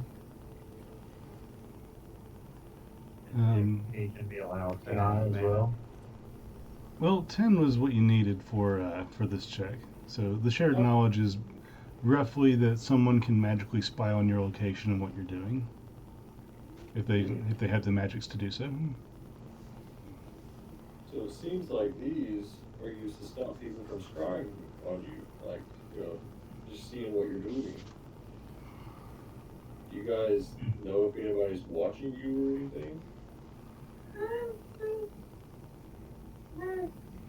I want to show Pale this shard of glass. Okay. Oh, what's this? His eyes burn out. Yeah. Melt from his face. The Holy Grail. Before you cured me of my ailments, I won't say spoke per se, but there was a person on the other side of this who spoke to me. Huh. Well, ain't that the thing? Person is also being used very loosely. What do you mean by that? She was one ugly bitch.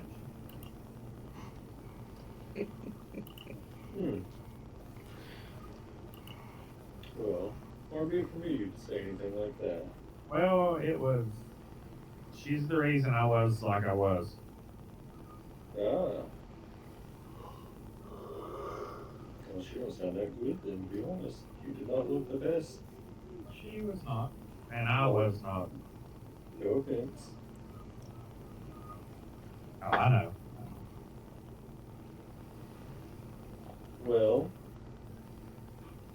if these protect against people from spying on us, it might be a good thing to keep them like on us and invest ourselves into them. Do you believe it would block the magic that's in that shard?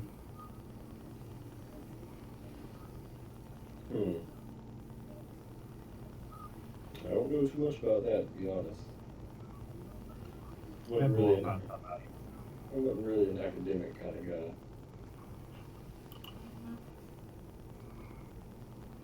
But, I mean, these little tokens, if they stop from scrying on people, then might be a good idea to keep them on us, just in case. Yes. I mean, we have plenty at the moment. And they seem to be worth a lot to some. I mean, he passed up my gold completely to go for these. Yeah, it seems like they didn't want you to have them. That's what it seemed like to.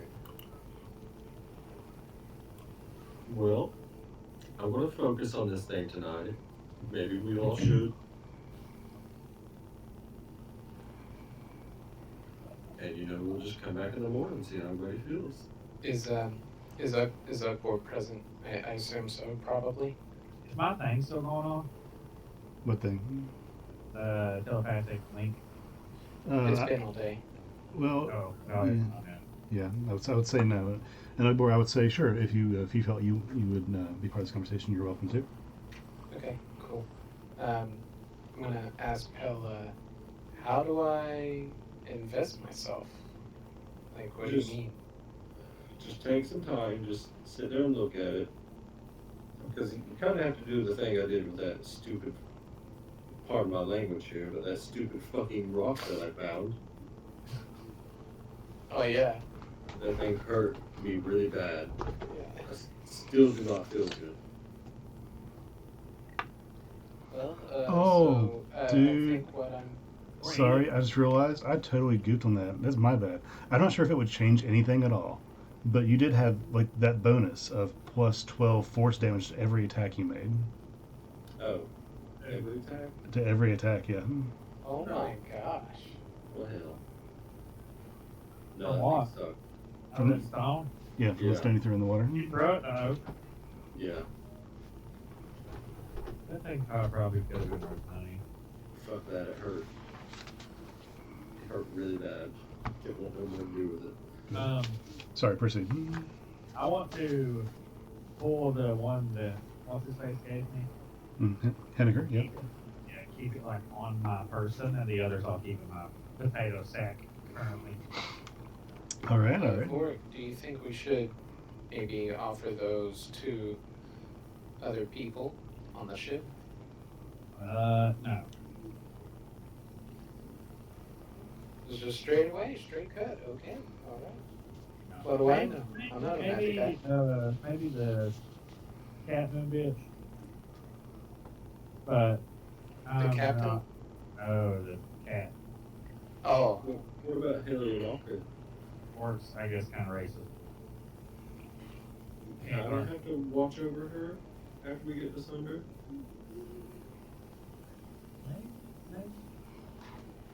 If so, not here. How about that? Oh, Oh yeah. While you're here, we have a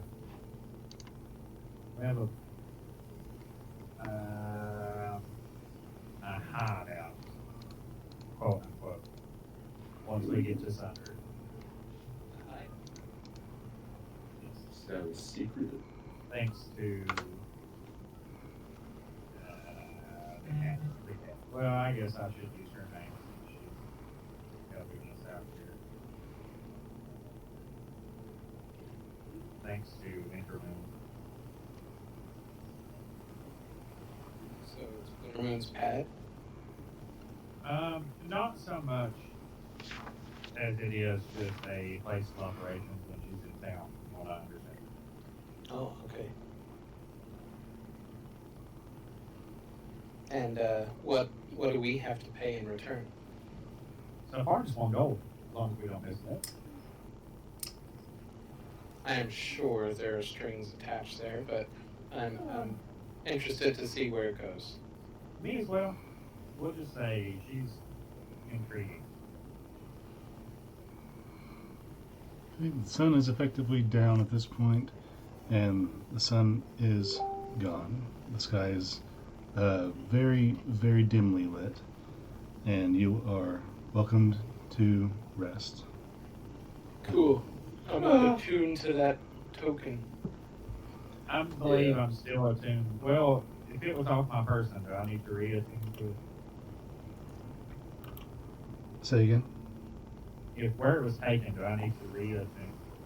No, that should be fine. Okay, well, like I said, the one that I'm attuned to that he gave me, I am keeping like, I want to say like my shirt pocket, but I don't think I'd be ready to have a shirt pocket. But, I'm also going to do this. And should I go ahead and do the long rest? Yes, at this point, if you're all sleeping, Vorik and Samuel, you now have beds in the crew's quarters. All of you can check a long rest. Hey, did this guy agree to that extra gold, that extra 5 gold? What guy? So earlier I got asked to help on the next flush, right? Oh, McLaren. And Yeah. and I asked, I said, since I helped with the previous skirmish, I would like 5 extra gold. No, he did not. He did not acknowledge you.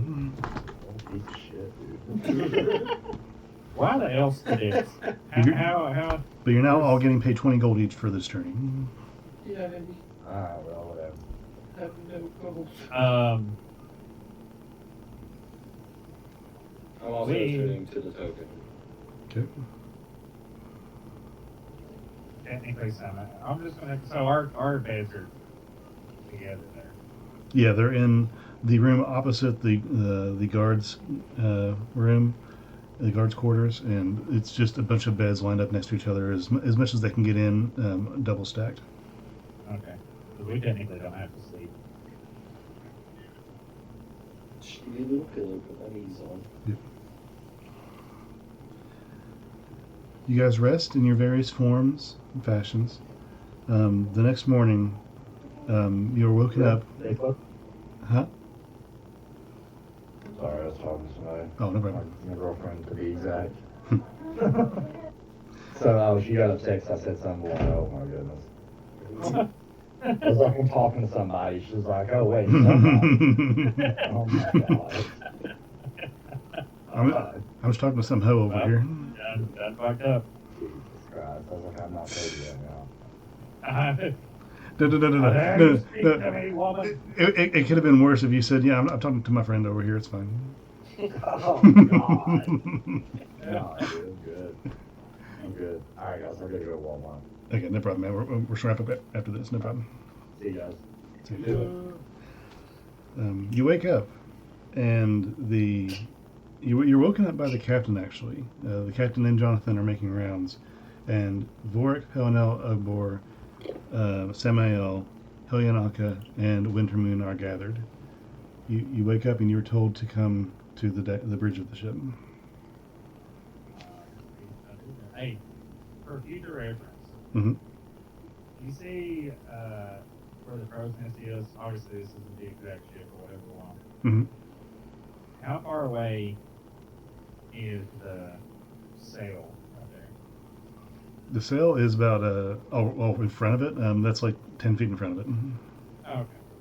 I just wanted to figure out how hard it would be to get to sail. Yep, you'd have to jump 10 feet in that direction, 5 feet down. What about this line? That's tethered directly to the area below the crow's nest. Okay, all right. Just make sure. Oh, also, whenever we wrap up and make it off, you get out our asses. Okay.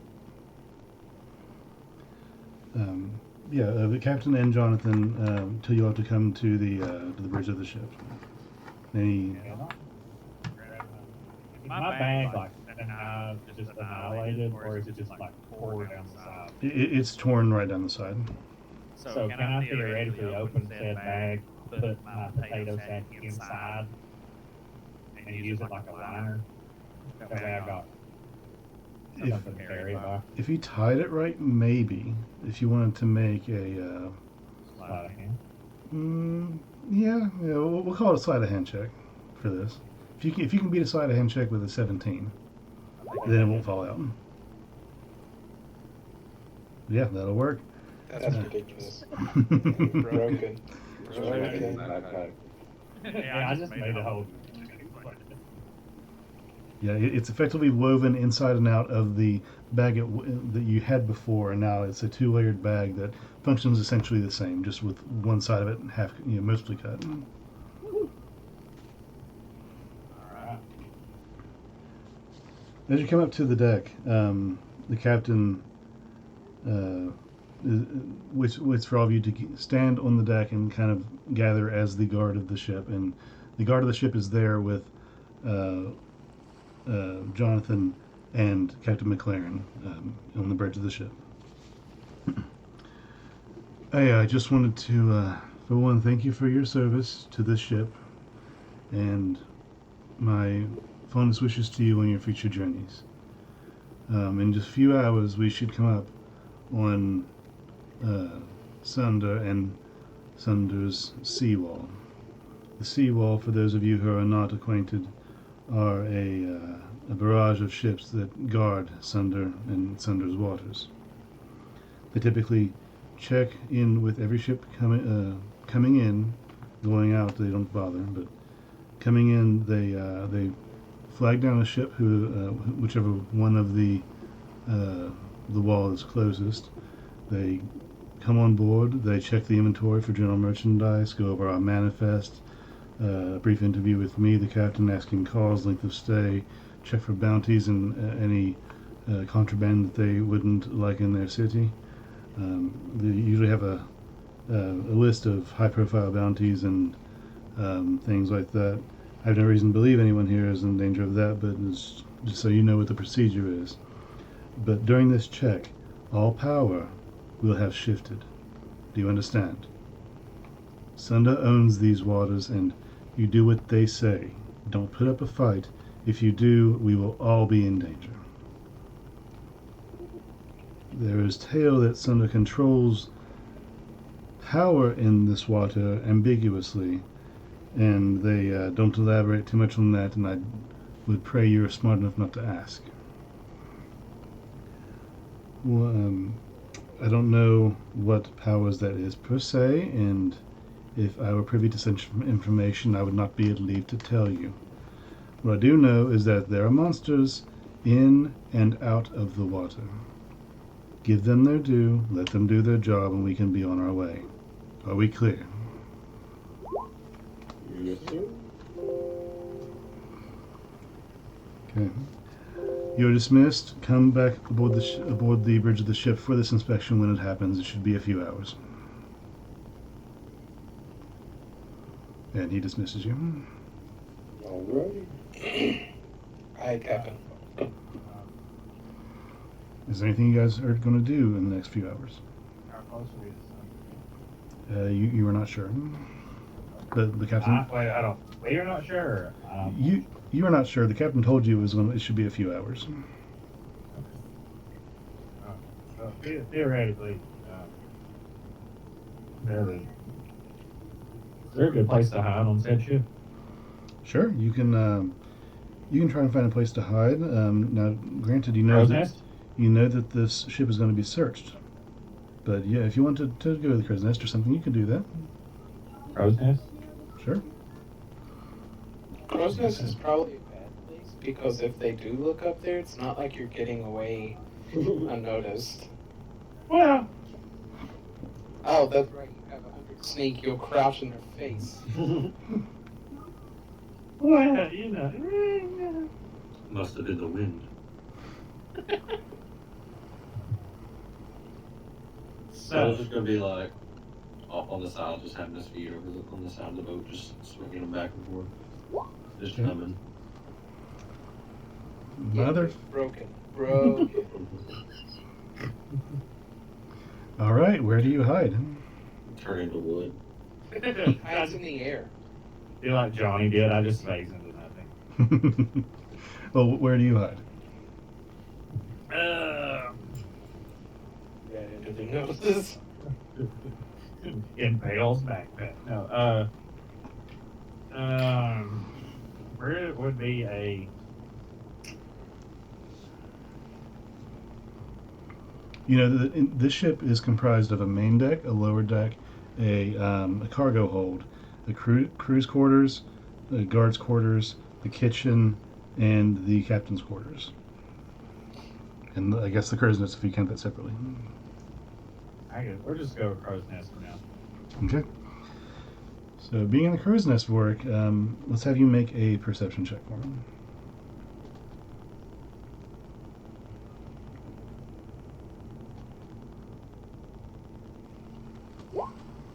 Good to know. Anybody else want to do anything in the coming hours? I know, Pell, you said you're just on deck. Abor, what are you doing? Okay, so I guess Ukbor goes in the kitchen.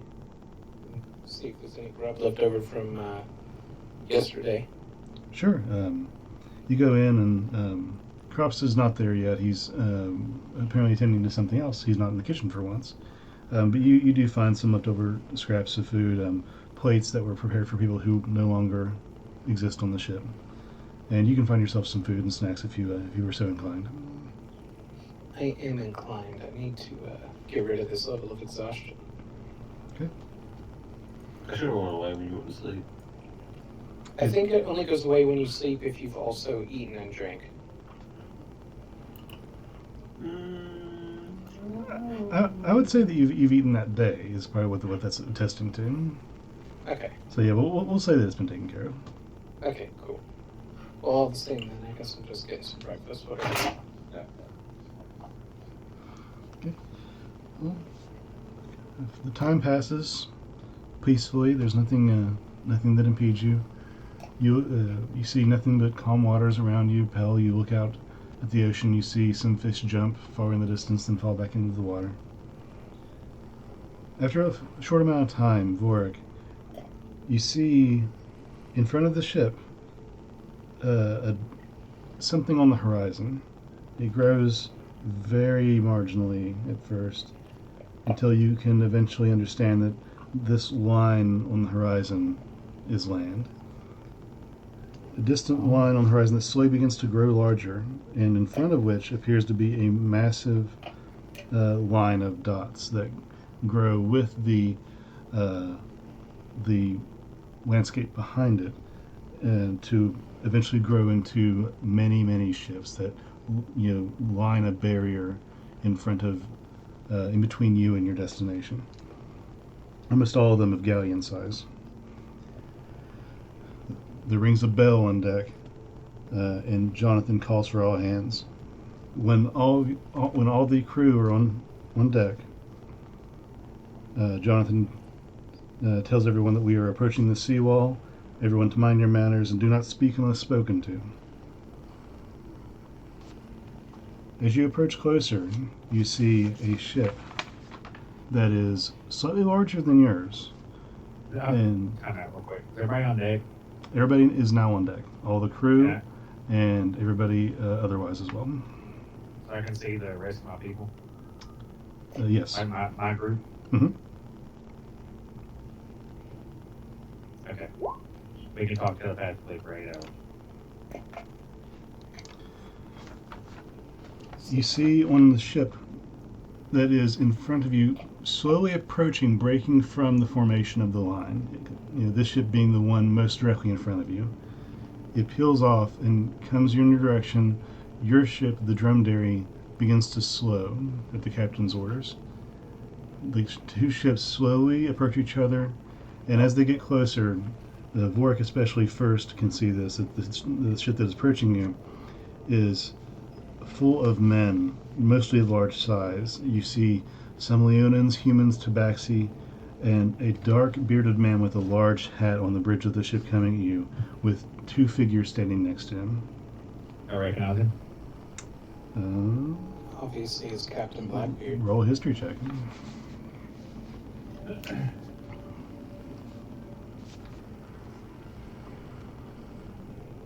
No, Dude, you nailed it. you're not sure who these people are yet. They don't Okay. strike you as familiar.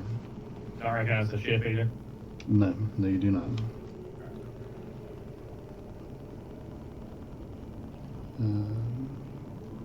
The ship pulls slowly beside yours, and wordlessly, the crew of the other ship works to throw grappling hooks attached to ropes onto the dromedary, which then catch on the banisters, 2, 3, 5, 10, on all sides, all along the left side of the ship of the dromedary, pulling the ships together with some elaborate pulley system that has been rigged for this purpose. As you get closer, you see that the dark-bearded man has a pale green individual standing next to him. The apparent captain and somebody, might be a first mate, somebody to assist him.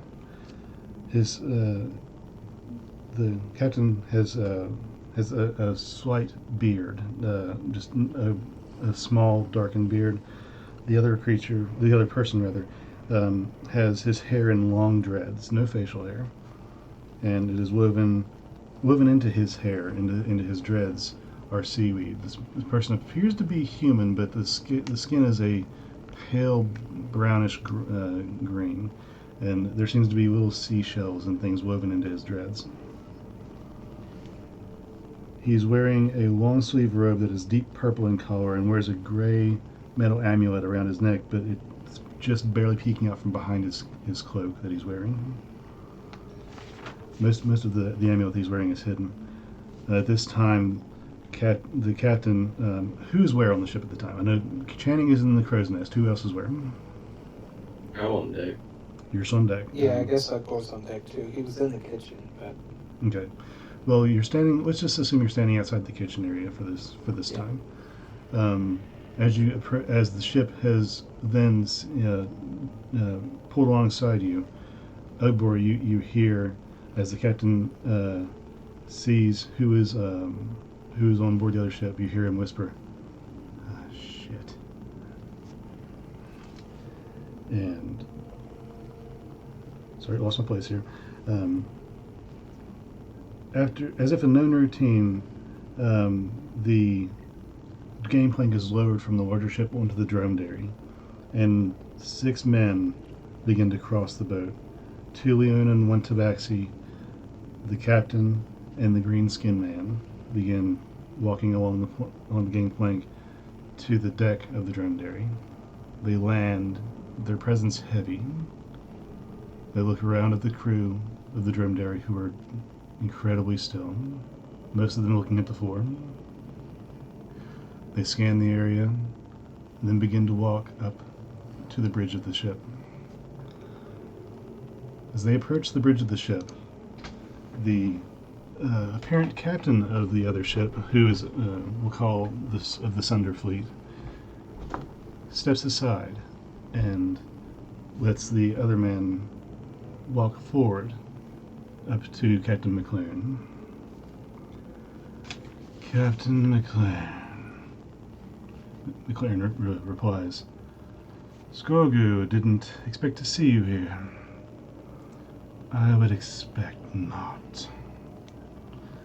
Captain McLaren presents the other captain with the manifest off to the side without breaking eye contact with the man apparently named Skorgu. There are several minutes of silence while the other captain walks through the manifest, flips through it, talks to the Leonins that are there with him. The Leonin goes with a couple sections of the manifest down to the cargo hold of the ship to do what you've been told is an inspection. I hope you've had a safe journey, McLaren replies. Safe as can be expected, I suppose. A few more minutes of silence. Some of the Leonins walk to the ship and peer over the edge, look down at the crew, inspect under the table. A few minutes more, and then the Leonin returns from the cargo hold. He takes his place next to the captain, handing back the manifest, whispering something. Then the captain nods, puts the manifest on the table where the table on the bridge of the ship. Then Skorgu takes a step forward.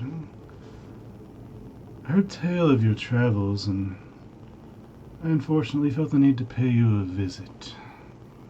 And he begins to whisper, a little low at this point, but loud enough that Ugbor, being close enough, can hear this. Have you the means to pay back what has been given to you? What the great Sunder has given to you, eh? No, I've just a few more deliveries and we'll have enough. I've never run. I've not had any. I've been nothing but compliant. I've been working. Oh, I know. And Skorga begins to get louder. But your efforts still come short. Your agreement was for a week ago. Crandall doesn't tolerate this insult.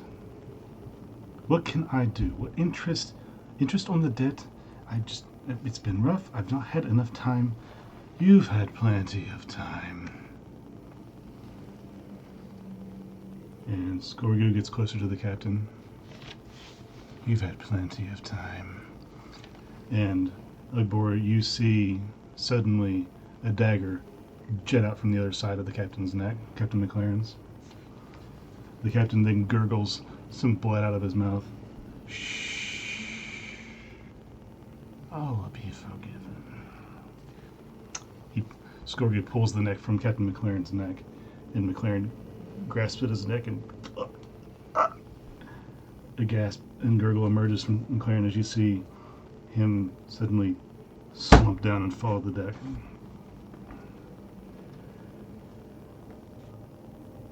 I'm sure we can work something out. And you see as Skorgu wipes the blood off of his dagger and puts it back inside of his jacket. A Leonin comes by and scoops up the body of Captain McLaren with one arm, walks casually over to the side of the deck, and chucks the body overboard. The hat of McLaren, the tricorn that he always wears, brown leather, fell off when he collapsed. Skorgu walks over, picks it up, examines it for a minute in midair, flips it over, walks over to Jonathan, who is now like trembling, you can't tell out of fear or anger, and puts it on his head. Congratulations, Captain Rose, you've been promoted. The man named Skorgu waves a finger through the air in circles, and the crew that came with him now turns back around and walks back towards the gangplank. All of them walking back across the gangplank before Skorgu turns around and says, Dromedary, welcome to Sunder. Enjoy your stay. He walks back across the plank. Plank was withdrawn. The hooks taken before the off of the banisters with a flick of the rope.